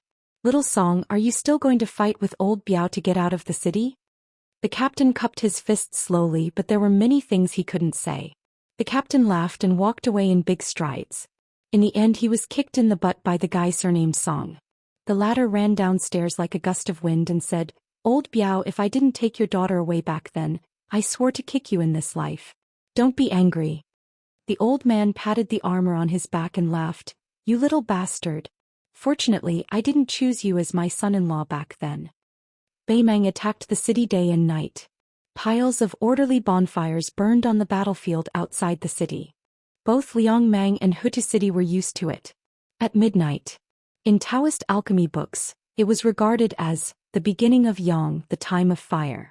On each of the 3 plazas leading to the 3 gates of Hutu City, a cavalry unit began to go into battle. Long spears hung from their saddles, cold sabers hung from their waists, and crossbows were not carried. The old general in the north stretched out his hand and grasped the long spear that he had snatched from a West Chu general of the West Wall. He smiled and said, "Old man, after taking my surname you haven't been wronged, have you?" When the creaking sound of the gate slowly opening was heard, the captain suddenly squeezed his horse's belly and began to charge. In order to cooperate with the 3 cavalry units, especially the cavalry in the north, and not to reveal any signs prematurely, a rain of arrows at the north gate was aimed at the Baimang barbarians near the city gate. Therefore, when the Baimang infantry were caught off guard and realized that the city gate had opened on its own, they were stunned for a moment. Even the scouts responsible for supervising the battle and patrolling hundreds of steps behind the city gate didn't immediately come back to their senses. When they saw the cavalry rushing out of the gate with their own eyes, the scouts were a little dumbfounded. But soon, someone turned his horse around and whipped it madly, galloping through a gap that was deliberately left open by the 3 infantry formations. When they turned around to pass on this urgent military news, the Baimang soldiers near the city gate had their heads smashed by the cavalry's spear or were directly sent flying by the impact of the spear. When the cavalry faced the infantry that didn't set up a formation, killing them was actually like cutting wheat with a knife. If it were a frontal clash between fully armored cavalry, both sides could borrow the great inertia of the warhorse's charge to cause great damage to the spear and the rider's arm. But now, the captain, who couldn't be more familiar with fighting on the battlefield, had been paying attention to his breathing since the very beginning. He definitely wasn't like a rash youth who wanted nothing more than to kill dozens of enemies in one breath. The captain also didn't overly pursue the speed of the warhorse's charge. As the leaders of a cone-shaped cavalry unit, they should all be like this. Otherwise, they would ruin the entire cavalry unit's pace and even cause the cavalry formation to break apart. Although this kind of situation was negligible in terms of cavalry battle steps, the old man was a true captain of Liang province's border cavalry. He had fought on horseback for most of his life, so it was natural for him to act this way. The 1,000-man Baimang barbarians on the right side of the city gate were in the midst of climbing the city walls. The 1,000-man men behind them hadn't yet come forward to take turns attacking the city. On the left side, 2 Kiliarchs were in the midst of exchanging commands. The old captain said to his deputy, "Lead 1,000 men and break through the formation. You go around the city." The 2,000-man cavalry quickly split up to the left and right, like a stream slipping away after meeting a rock. The old man led 1,000 men straight for the 1,000-man Baimang army that was still intact. The 6 or 7 Baimang soldiers in leather armor saw that they couldn't escape. They clenched their teeth and brandished their blades as they charged forward. The old captain directly charged past. The tip of his spear slanted slightly downwards, aiming at the neck of a Baimang soldier. The great penetrating force directly knocked the soldier who was raising his blade high off the ground. The moment the spear was about to pierce the enemy's neck, the old man's hands imperceptibly let go of the spear. In the next moment he quickly grabbed the spear shaft again. The position he grabbed only shifted by less than an inch. However, it was precisely this short inch of distance created by letting go of the spear that allowed the old man to remove 50 to 60% of the resistance brought about by the spear's charge. Chapter 1561. The old man lightly pulled his spear back, pulling out the spearhead from the neck of the corpse and continuing to charge forward. This was the precious experience the elder had accumulated as a member of the Su family's cavalry when he was young, galloping through the great lands of the Central Plains. The younger generation of Northern Liang cavalry knew this trick, but normally they wouldn't use it. After all, Northern Mang was also a cavalry army, so they didn't need to use this type of flashy but useless trick. However, it was very meaningful right now. In this type of situation where a small number of cavalry faced a large number of infantry, the longer the spear left their hands, the more enemies they would kill. When those 6 or 7 Northern Mang soldiers were rushed through, they instantly died. The soldiers on the 2 sides who were further away were also unable to escape death after the 1,000 cavalry quickly spread out. The most tragic one was that after dodging the spear of the 1st cavalry, He was killed on the spot by the 2nd Cavalry of Tiger Head City. In the eyes of the 1,000 infantry not far away, they saw the cone-shaped cavalry charge out of the city in a few blinks of an eye. They had already formed a line of 100 cavalry. The Beimang lieutenant hollered, "Front row, raise your shields. Archers, get ready." The old lieutenant burst out into laughter. "Without a spear barricade formation and without heavy armor, you want to block the charge of my Beiliang cavalry with just 2 to 3 rows of scattered shield soldiers? I, Xianxia, am a Beiliang soldier who has even charged past West Chu's great halberd soldiers. Didn't you all put in a lot of effort in sieging the city? Today my Tiger Head City cavalry will teach you all a lesson." When he suddenly increased his speed. First, this row of elite Beiliang cavalry used the corners of their eyes to increase their speed. Very quickly they continued to maintain a perfectly straight line. The cavalry behind this row did the same. The 1,000 cavalry were all the same. This was the Beiliang cavalry. The old lieutenant casually brushed aside an arrow that was flying towards his face. As for the one that was flying towards his shoulder armor, he did not even bother about it. The moment the cavalry touched the arrow, the heavens and earth seemed to have stopped. One by one the Beiliang horses jumped high into the air. Above that line, above the heads of the Beimang soldiers who were kneeling and raising their shields, it was a spectacular sight. When the horses' hooves finally landed on the ground, it was time for the dead. A Tiger Head City lieutenant with astonishing physical strength fiercely stabbed his spear into the chest of a Beimang archer in the back row. He dragged the corpse, which was bleeding profusely, and slid backwards. The spearhead that pierced through the chest smashed into the abdomen of a second Beimang soldier behind him. The cavalry lieutenant suddenly pushed his spear and then let go. The moment the warhorse charged between the two corpses, the lieutenant bent down and grabbed the spearhead tightly. He pulled it out of the corpse in one breath. As if their hearts were connected, the Beiliang warhorse suddenly exploded with a shocking second charge. It fiercely knocked away the 3rd Beimang barbarian who was trying to chop at his master's arm. The 1,000-man infantry formation, which only had a small number of shield soldiers, a certain number of archers and a large number of city-climbing swordsmen, did not have any thickness to speak of. The 1,000-man and 1,000-horse charged through. The 900 cavalry from Tiger Head City did not stop at all. They did not care about the 1,000 Beimang men who were covered in dead and injured on the ground. They continued to rush towards the second phalanx that was 1,000 steps away from the first phalanx. Unlike the first phalanx, the archers in the second phalanx had more opportunities to shoot. The Chiliarch had even hurriedly borrowed nearly 100 shieldmen from the rear, and mixed in with a dozen or so spears that weren't very useful. It was really hard for this Chiliarch, who had no choice but to make a last-minute effort. But further away, there was already a cavalry unit on the flanks that had begun to reinforce the infantry through the gaps.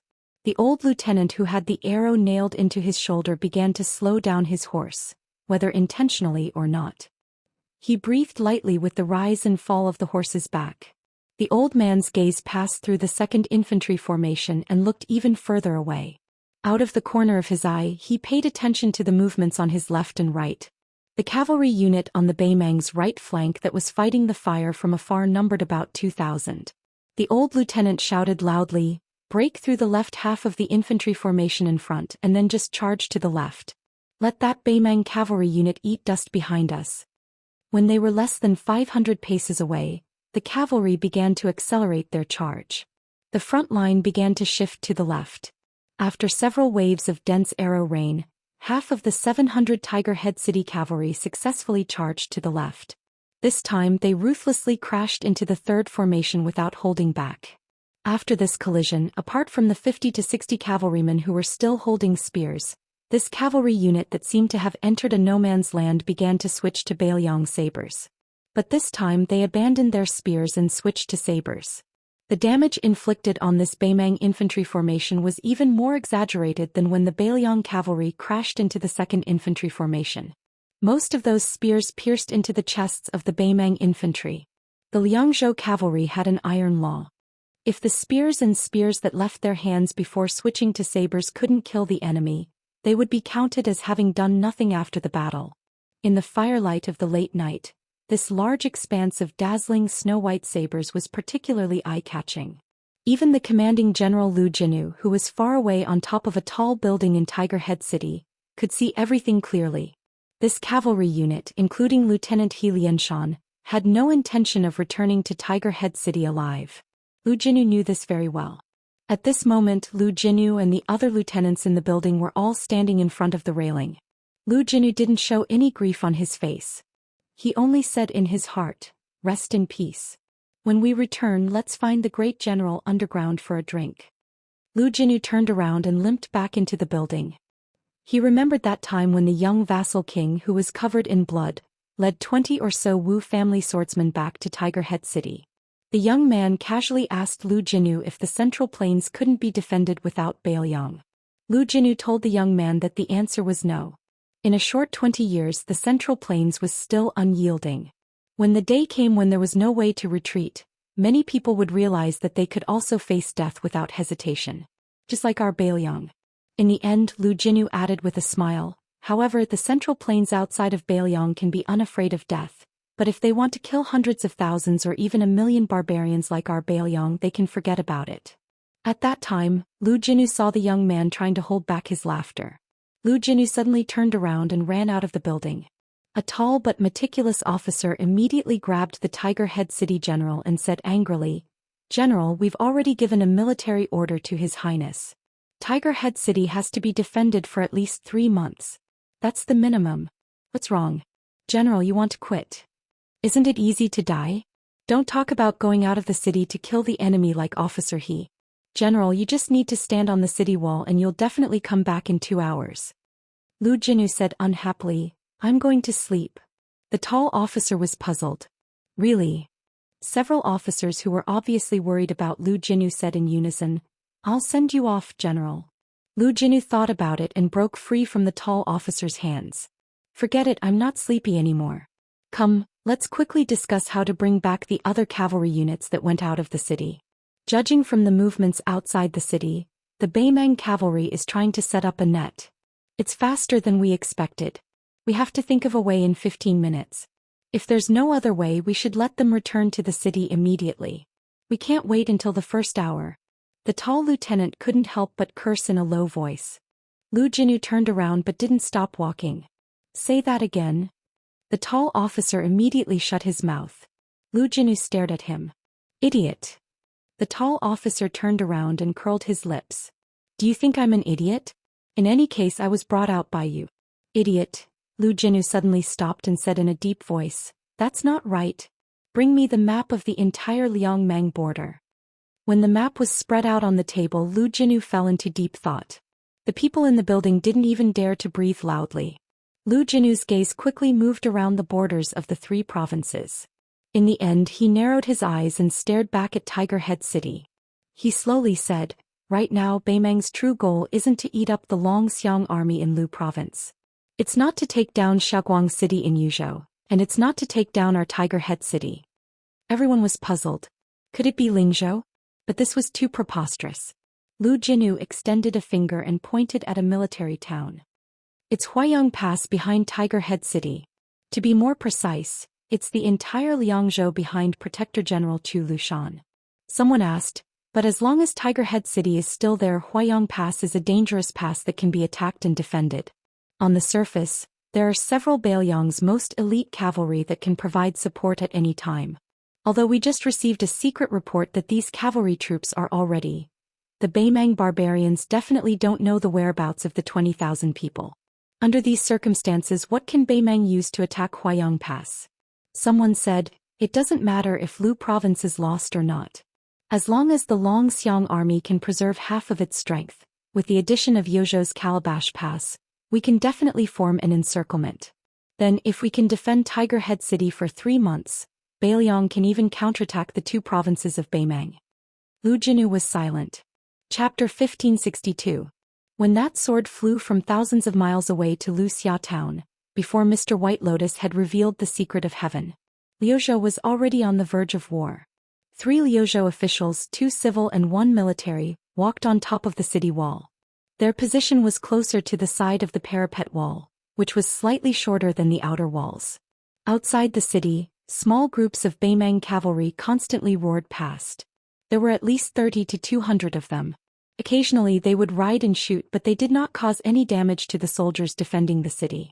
In fact, it was like they were here to enjoy the scenery, filled with a strong sense of provocation. The only old man among the three of them was wearing the official uniform of a third-rank official, embroidered with peacock patches. Just now, a few sharp arrows flew over the old man's head. The old man smiled and said, "Evil guests are at the door. You like to throw shoes at people's door so much. If I get the chance." At this point the old man paused. He turned his head and smiled at the young man wearing the military robe. "General Ko, will I have such a chance?" The self-proclaimed Dragon King of the West, Kai Junchen, had been sent by the King of Bailiang to Lingzhou's Huangnam County to be the governor of the county. He and his wife Yu Ruru lived happily together. The Dragon King's residence in Qingcang City had been changed to the residence of the governor of Liuzhou. This old man was the highest-ranking civil official in Liuzhou, the governor Yang Guangdou. The civil official beside him was the Gangnam-do scholar Qin Shiliang, who had taken root in Liuzhou and was unwilling to leave. When Qingcang City realized that Lu Gui's army intended to attack the city, the governor's residence had an intense argument that lasted through the night. As for whether to defend or to retreat, it evolved into two sharply opposing camps. The older officials of Liuzhou all advocated that as long as the Green Hills were there would be no need to worry about firewood. They might as well give up on Qingcang City and head to Linyao military town under the escort of the Longxiang army. As long as they were still alive, there would not be any problems with the military and political operations of Liuzhou. As for the younger generation of officials, regardless of whether they were from a general family or scholars from the Central Plains, they all strongly requested to defend Qingcang City to the death, fighting for the Longxiang army to have the best opportunity to battle Dinglu province. Originally, as long as the two of them reached an agreement, this quarrel would not become more and more intense. However, the problem was that the experienced and prudent provincial governor Yang Guangdou unexpectedly supported defending the city to the end. On the other hand, Qin Shiliang, whose prestige among the refugees of Liuzhou was even greater than that of the young vassal king, was the complete opposite. He suggested moving the provincial governor's residence to Linyao. As a result, the two sides were in a deadlock. Then the newly appointed Lu province general entered Azure City at this moment. Ko Jianghuai stretched out his hand and gently pressed it against the rough female wall. He did not make any big statements, nor did he pat his chest and promise anything to the old provincial governor. The ancient military town under his feet was used by the Great Feng dynasty to control the vast western regions. As the #1 military town in Liuzhou, which was closest to Liangzhou, this little city wall was just a decoration. Even though it had been urgently reinforced after being incorporated into Bailiang's territory, it still made Ko Jianghuai, who was used to seeing the majestic cities of the Central Plains, find it laughable. This young Liuzhou general who had rushed here with several hundred cavalry was temporarily carrying out his duties in a residence near the provincial governor's residence. However, in the vast Liuzhou that was comparable to the entire old Bailiang road, there were only a handful of places that Ko Jianghuai could mobilize. For example, the current most intimidating military force in Liuzhou, the 30,000 Longxiang army, was directly under the jurisdiction of the Protectorate General. The main general, Su Longxiang, and his two deputies, Li Mofan and Wang Lingbao, were not people that he could order around. If Ko Jianghuai dared to interfere with the specific promotions of the Longxiang army, the Liuzhou general's position as general of Liuzhou could probably be counted on one hand. From start to finish, Ko Jianghuai did not recognize a single one of the generals and soldiers of Linyao and Fengxiang. Right now he only had the 4,000 Qingcang army soldiers in Azure City and the 10,000 or so refugees that Qin Shiliang had gathered at his disposal. Even though they were not bad in individual combat and barely passable in defending a city, when placed on a large-scale battlefield, Ko Jianghuai did not know what else they could do other than give military merit to Lu Gui. Therefore, as a general of Liuzhou who was determined to achieve great things in the western regions, he was even worse off than a housewife who could not cook without rice. Right now he did not even have a decent stove. Ko Jianghuai walked near the outer wall and looked at a group of Beimang cavalry galloping away in the dust. He said softly, "The provincial governor wants to defend to the death because he feels that if he retreats, Liuzhou will go from being balanced to being in a disadvantageous position where he will have no initiative at all. A slight move in one part will affect the entire situation, causing a large hole to be torn in the connection between Liuzhou and Liangzhou. Beimang's Nanchao military town and Dongzhu's central line will be able to send an endless stream of troops here and thus affect the entire layout of Liangzhou. Mr. Chen wants to retreat because he is worried that the Longxiang army will fall into a trap and suffer great losses in the battle with Lu Gui's army outside Qingcang City. Once the Longxiang army loses the ability to pin down Beimang's Western Line army, Qin Shiliang rudely interrupted Ko Jianghuai. Although I can't say that I am familiar with military affairs, I know that Lu Gui was able to endure until now because he definitely wants to fight a decisive battle. Qingcang City is the bait. I can even be sure that when Lu Gui's army attacks Qingcang City, they will not be too swift and violent at first. They will only bait and force the Longxiang army to increase their forces bit by bit until all 30,000 of the Longxiang army is trapped in a quagmire. Moreover, I am not advocating for Qingcang City to be abandoned, but rather for the provincial governor's officials to retreat to Linyao military town. Qingcang City will still be defended to the end by me and those 14,000 soldiers. This way the Longxiang army will be able to attack and retreat and will not be trapped in a quagmire. The current Qin Shiliang's skin was tanned, and he no longer had the elegance of the weak scholar from Baogua Temple. To put it simply, he used to be a handsome scholar who could have caught the eye of a vixen in an ancient temple. Now even if there were vixens in the world, they would not be willing to pay attention to a scholar with calloused hands who toiled all day.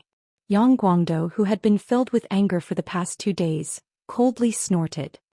Not just me but almost the entire Liang knows that in the king of Beiliang's heart, you Qin Shiliang, are worth the entire provincial governor's mansion. Qin Shiliang frowned.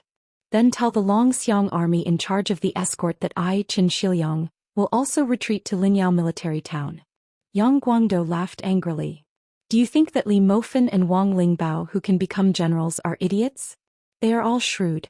It's fine if I, Yang Guangdou, die, but if you, Qin Shiliang, die in Qingcang City, under the nose of Li Mofan and Wang Lingbao, 2 dignified deputy generals of the Longxiang army, do you still want to climb up the ranks of the Beiliang frontier army?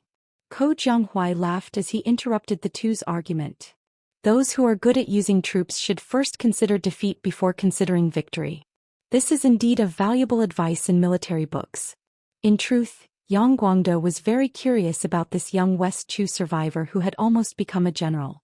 According to Ko Jianghuai's temperament during the series of battles in Guangling, he was not a general who calculated the gains and losses of one place. On the contrary, Ko Jianghuai, whose overall military strength was inferior, was best at large-scale long-distance raids. He always had the advantage in the battlefield, causing the Guangling army that had been beaten into a sieve to be badly battered. Zhao Yi's elite troops were so frightened that they did not even have the courage to go out of the city to help. They were afraid that they would take the initiative to walk into a trap again. After Ko Jianghuai wiped out all of Zhao Yi's main forces on the eastern front, they completely lost contact with the various cities and passes. Yang Guangdou had originally thought that after Ko Jianghuai came to Qingcang City, he would support Qin Shiliang and the other civil officials and advisors in the provincial governor's mansion who were focused on stability. After thinking about it, Yang Guangdou was also worried that the young Ko Jianghuai was anxious to establish his prestige in Liuzhou and wanted to use the Battle of Qingcang City to accumulate military merit for himself. Yang Guangdou hesitated for a moment, then decided not to hide anything. He directly asked, "How confident is General Ko? Can you give this official a hint?" Ko Jianghuai gazed at the Beimang camp in the distance. If Qingcang City is just Qingcang City and all the variables are only inside and outside Qingcang City, unaffected by outside interference, and the soldiers on both sides are just these people on the surface, then I only have a 10% chance of making the situation in Liuzhou better. Qin Shiliang smiled bitterly and said nothing. Chapter 1563. Ko Jianghuai continued. The situation in Lu province is different from the eastern front of the Guangling path that I was at. Over there it seems that there are many cities and passes, but they are all dead like chess pieces on a chessboard that do not move once they take root. The generals of the Guangling army of the Liang imperial court have all walked into a dead end. As if they do not have a city, they do not have a soul. In Lu province it is very different. This is a battlefield that is destined to be decided by the cavalry. The 2 garrisons of Linyao and Fengxiang are a small variable, while the backup that Lu Gui has hidden is a big variable. Similarly, it is a matter of saving a nearby fire from afar. Ko Jianghuai pointed to the east. even further east than the camp of Lu Gui's army. The true variable is in the hands of Bailiang. As long as Liangzhou sends 10,000 cavalry to Lu province, they do not need to be the Great Snow Dragon cavalry or the 6,000 iron stupas of Qidong. As long as it is the most ordinary cavalry of Liangzhou, it will be enough. Yang Guangdou shook his head.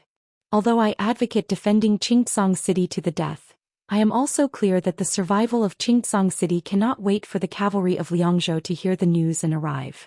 We can only rely on the 14,000 people in Qingtsong City and the 30,000 Longxiang army outside the city. At most we can add on the 7,000 to 8,000 cavalry from Linyao and Fengxiang. Ko Jianghuai laughed. In any case, we are already defending Qingtsong City to the death. It is not a bad thing for us to think a little more. Ko Jianghuai turned his head to the worried Qin Shiliang and smiled. In order to calm the people and prevent them from collapsing in one battle, I will have to trouble Sir and those youths of Lu province to make a false military report. Just say that Bailiang's cavalry is on the way. As long as Qingtsong City is not broken through in 5 days, not even a single Baimang barbarian will be able to stand in Lu province. Qin Shiliang's face was somewhat angry.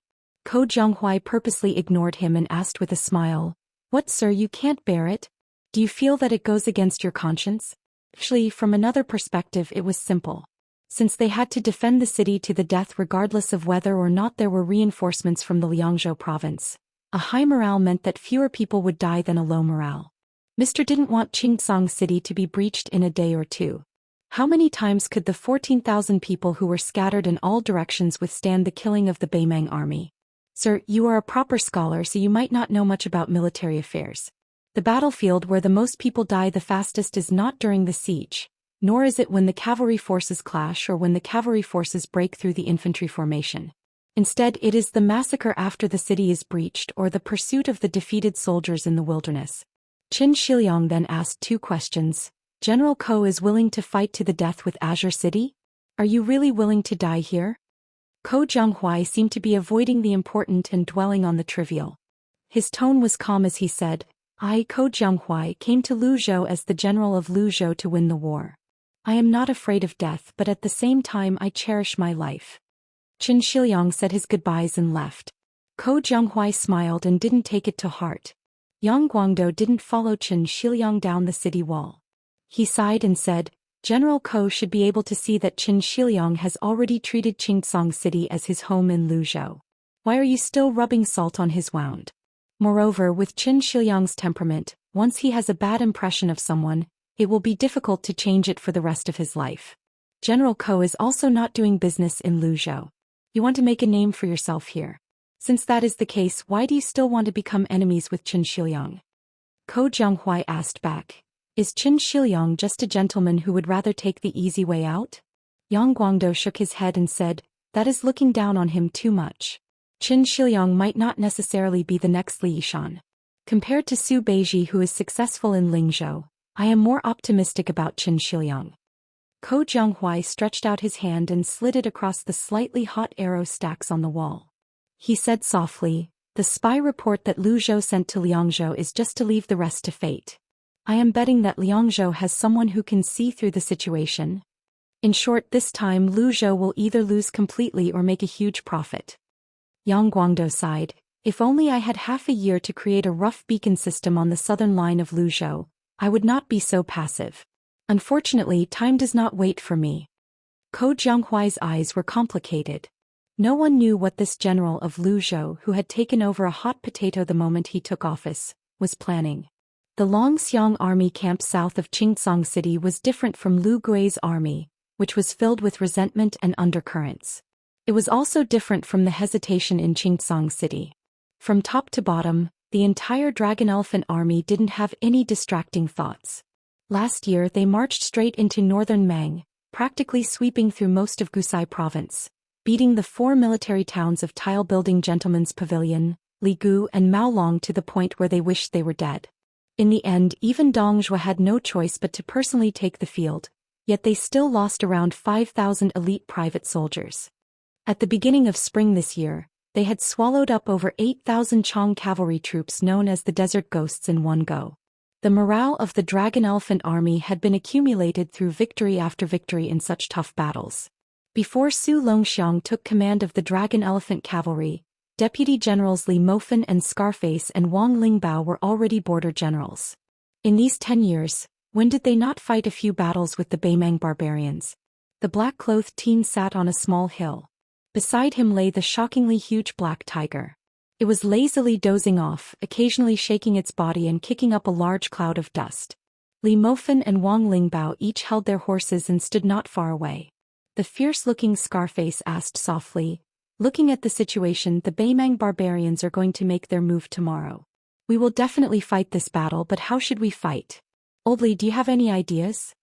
Li Mofan's warhorse was like a mobile armory. Not only was there an iron spear hanging from it, there was also a riding bow and 2 light crossbows. There was also a pouch full of short halberds. Li Mofan himself was also carrying a sword. After hearing Wang Lingbao's question, this deputy general of the Longxiang army who had a mixed reputation said unhappily, "Ideas? The 30,000 Longxiang army is all cavalry. Isn't it just a cavalry versus cavalry? What other tricks can they play?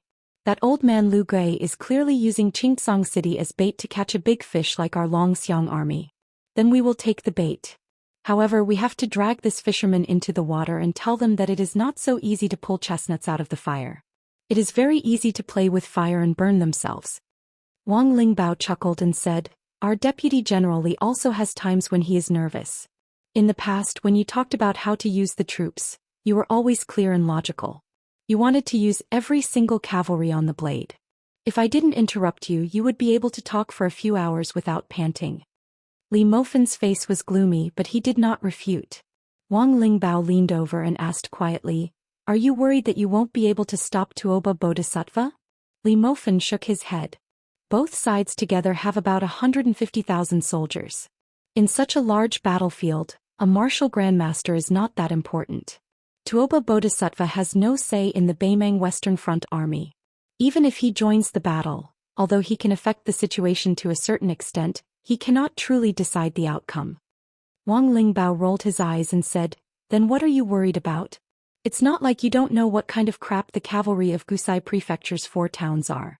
Unless that old man Lu Gui uses the heavy armored infantry as the central army and sets up a horse-repelling formation to the death, and then places all the cavalry on the 2 wings, using this kind of most inflexible turtle tactic to deal with the Dragon Elephant army, then we won't have any opportunity to bite them."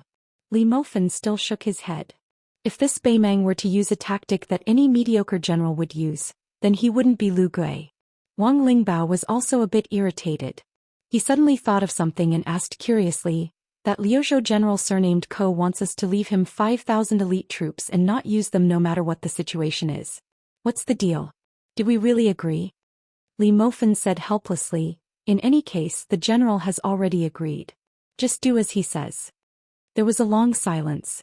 Wang Lingbao suddenly laughed and said, "Old Li, I didn't think that in the end, not a single one of those civil officials from Xianxia city went to Linyao. Do you think that in this world only our Beiliang has this kind of situation? But it's not that I, Wang Lingbao, don't have a conscience. Whenever I think of this group of civil officials appearing on the city walls to learn how to draw a bow and shoot an arrow, I really want to laugh." Li Mofan's face also had a hint of a smile. Wang Lingbao subconsciously touched the scar on his face and asked, "Old Li, how many years have we fought side by side?" Li Mofan was taken aback and only replied, "I forgot." Wang Lingbao laughed loudly. "I also forgot. In short, it had been many years." Chapter 1564. Beimang's iron hooves passed by crouching Bao City and Luanhe City before being stopped outside Yozhou's pass by Shuguang City. If they couldn't break through this pass and successfully enter Yozhou's territory, all of Beimang's cavalry troops on the eastern front would be useless. Outside the city, 2 Beimang officers on the eastern front were closely guarded by no less than 1,000 elite soldiers. They were inspecting the situation at the top of the city walls. Commander Yang Yuanzhan sighed emotionally. "The ancients really didn't lie to me. Apart from this city, the mouth of the bottle gourd is already in my hands. However, as long as Shuguang City is not broken, we will never be able to fight to the death with those 30,000 Yuzhou cavalry troops." Zhong Tan, the vanguard general who had just been conferred the title of Xia Jubo by the emperor, laughed. "It's really hard on you, great general. It's like you're leading a nest of baby birds crying piteously for food. It's so noisy every day. The old general laughed. Once we pass through Xiaoguang City, the entire Yuzhou will be under our hooves. At that time it'll be easy to fight. There will be opportunities and military contributions everywhere. However, how much we can stuff into our pockets will depend on our own abilities. Zhou Xian, who had personally gone up to the city to fight yesterday, was covered in a bloody aura. He said softly, "Now we just have to wait for Yan Wenluan to bring his Yuzhou infantry to fill the gap in Xiaoguang City. Otherwise, Xiaoguang City will fall in 3 days at most." Yang Yuanzhan sneered, "Xiaoguang City is not Hutu City. The city is only so big. How many people can stand on the city walls? Yan Wenluan will at most send 6,000 people to Xiaoguang City to participate in the defense. Any more and they'll only be able to squeeze into the city to watch the show, let alone go to the city walls." Yang Yuanzhan looked at Xiaoguang City in the distance, whose defenses were already stretched to the limit. All of the large ballistae had been destroyed, especially after their infantry had almost destroyed Crouching Bao City and Luanhe City. During this period of time, hundreds of catapults had been madly hurling boulders at Xiaoguang City. As a result, during this summer, there was a lot of rain above Xiaoguang City. Apart from the fortresses on the 2 sides of Xiaoguang City and Luanhe City, all of the other strongholds had already been cleaned out by the Beimang cavalry troops who were crazed for military contributions. The beacons at the mouth of the bottle gourd were undoubtedly the first to bear the brunt of the attacks and had long become the best hunting targets. Some of the larger fortresses with slightly more soldiers were also broken through after a few or even a dozen private cavalry troops converged. This action had saved Yang Yuanzhan a lot of trouble. Right now, after Crouching Bao City and Luanhe City had been destroyed, the mouth of the bottle gourd was actually very suitable for cavalry to gallop over long distances. It could be said that as long as Yang Yuanzhan's army on the eastern front took Xiaoguang City, not only would Yuzhou be wide open, given the absolute disadvantage of the Yuzhou cavalry, the eastern front of Beimang would be able to attack and retreat all the way to the mouth of the bottle gourd to the north of Xiaoguang City. No matter how outstanding Yan Wenluan's infantry troops were, how could 2-legged infantrymen outrun 4-legged cavalry troops? As a result, even though Zhou Xian's infantry troops suffered astonishing losses, with 2,000 or 3,000 man squads collapsing miserably every day, the old general who was frowning on the surface was actually not too worried. In the depths of his heart, he even secretly rejoiced in the misfortune of his old friend, Lu Gui, who was in charge of the Western Front.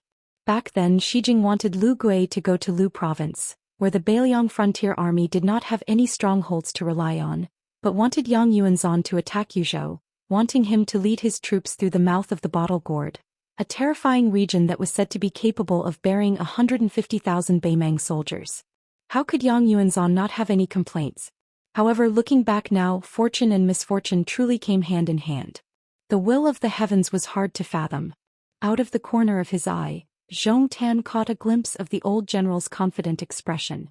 This vanguard general with illustrious military achievements wanted to say something but stopped on second thought. In the end, he swallowed the words back into his stomach and did not voice his conjecture.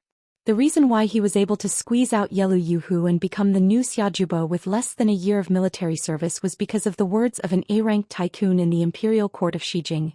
Zhou Xian alone has caused the deaths of 50,000 soldiers of our Eastern Front army at the mouth of the bottle gourd. It's no different from having 50,000 more brave infantrymen who are adept at sieging cities and raiding strongholds. How can I not become Xiajubo? Logically speaking, as a member of the Zhong family who had leaped to the same level as Xie of the Central Plains and Ko Jianghuai of the Western Frontier and Song Li of the Central Plains should be the most complacent. However, Zhou Xian always felt that the situation in Yuzhou was not so simple. Yang Yuanzhan suddenly pointed at the city wall where the situation had taken a sharp turn for the worse. Instead of being alarmed, he laughed out loud and said, "Zhou Xian, look, Yan Wenluan finally can't sit still. I thought this old man had dug a big hole for us in Yuzhou. Unexpectedly, he only has this little willpower. I'm disappointed, truly disappointed." When Zhou Xian saw the desperate situation at the top of Xiaoguang City, he finally felt relieved of a heavy burden. Xiaoguang City's geographical location could be said to be blessed by the heavens. It occupied the only pass at the mouth of the bottle gourd that could allow a large-scale cavalry army to pass through. As a result, the battle here could only be fought head-on. It was impossible for either side to launch a surprise attack. Zhou Xian's troops on the eastern front had recently been able to continuously pour into the city wall. Yesterday Zhou Xian had personally led 800 deathsworn onto the city wall and fought fiercely for less than an hour before they were chased off the wall. When the main battlefield of a siege changed from being ants clinging to the city wall to a melee battle, it often meant that the city was not far from being breached. Most likely because they knew that Xiaguang City was in imminent danger. This was the first time Yan Wenluan's old battalion had appeared on the battlefield at the mouth of the Bottle Gourd. Zhou Xian urged his horse forward. Without the threat of the ballistae on the city wall, with Zhou Xian's martial cultivation and armor, he did not fear the arrows of the scattered master archers on the city wall. Zhou Xian raised his head and looked over. Sure enough, a large wave of Yozhou's old battalion infantry had arrived at the top of the city wall. They were wearing the classic swallow armor, which was meticulously crafted by Bailiang's official craftsmen. This kind of swallow armor was composed of 1,500 pieces of refined iron armor leaves, which were then connected with tough leather strips and nails. It weighed more than 60 jin and was not in any way inferior to West Chu's first-rate heavy infantry. Moreover, Bailiang men were naturally superior to West Chu soldiers in physique. The Yan clan's infantry wore heavy armor and held spears in their hands as they stood in formation. During the Spring and Autumn War, they had once caused the West Chu cavalry to be flabbergasted. The birth of heavy infantry in the Great Feng dynasty and the formation of the Spring and Autumn Nine Kingdoms was originally the result of large-scale cavalry gradually becoming the main characters of the battlefield. This was especially true after the grassland cavalry became increasingly unstoppable. Since the infantry could no longer compare to the cavalry in terms of agility, they might as well completely abandon mobility and use inaction to suppress the enemy. Of course, heavy infantry were originally not a precious soldier type used to defend a city. It was not purely because fighting infantry with infantry was a waste of talent, but because heavy infantry were simply too heavy. It was not wise for them to engage in close combat at the top of the city wall, where every inch of land was worth its weight.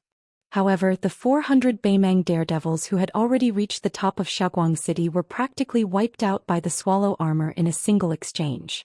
Zhou Xian turned to a messenger and said in a heavy voice, "Have Xing Lin lead 2,000 cavalry to support the retreating infantry." On the top of the city wall, life and death were decided immediately. The Baimang infantry were already pretty much exhausted, but one of them still managed to deliver a ferocious blow with his blade. In the end, the well-armored Yan family heavy infantry raised his left arm and casually swung his blade aside. That old battalion Yan family elite continued to charge forward. The cold blade in his right hand instantly pierced through the chest of this leather-armored Baimang barbarian. Relying on the tremendous momentum, he directly knocked this Baimang soldier against the outer wall. After quickly pulling out his blade, he raised it up with both hands, ripping out a bloody gash from the waist to the shoulder of a Baimang barbarian who had been waiting for an opportunity to hack at his face. Scarlet blood splattered all over this heavy infantry soldier's face, making him look especially sinister. A Baimang soldier was knocked out of the city through a crack in the wall. On the top of Xiaguang City, metal armor clanged. One after another, the bloody heads of the Baimang soldiers were tossed down from the top of the city wall by those burly armored soldiers. Apart from the soldiers who had climbed up the city wall, no one was spared. When the Baimang siege soldiers heard the drums of retreat, they hurriedly pulled down their scaling ladders. Above them, heads and corpses constantly fell down, as well as a rain of arrows from the archers who had returned to the top of the city wall. This rain of blood and arrows was Xiaguang City's most powerful answer to the rain curtain created by the Baimang catapults. Xiaguang City, whose gates had been tightly shut all this time, opened for the first time. A large group of heavily armored soldiers charged out. On the top of the city wall, the heavily armored Yuzhou soldiers slid down the scaling ladders and began a one-sided slaughter of the Baimang soldiers who could not retreat in time.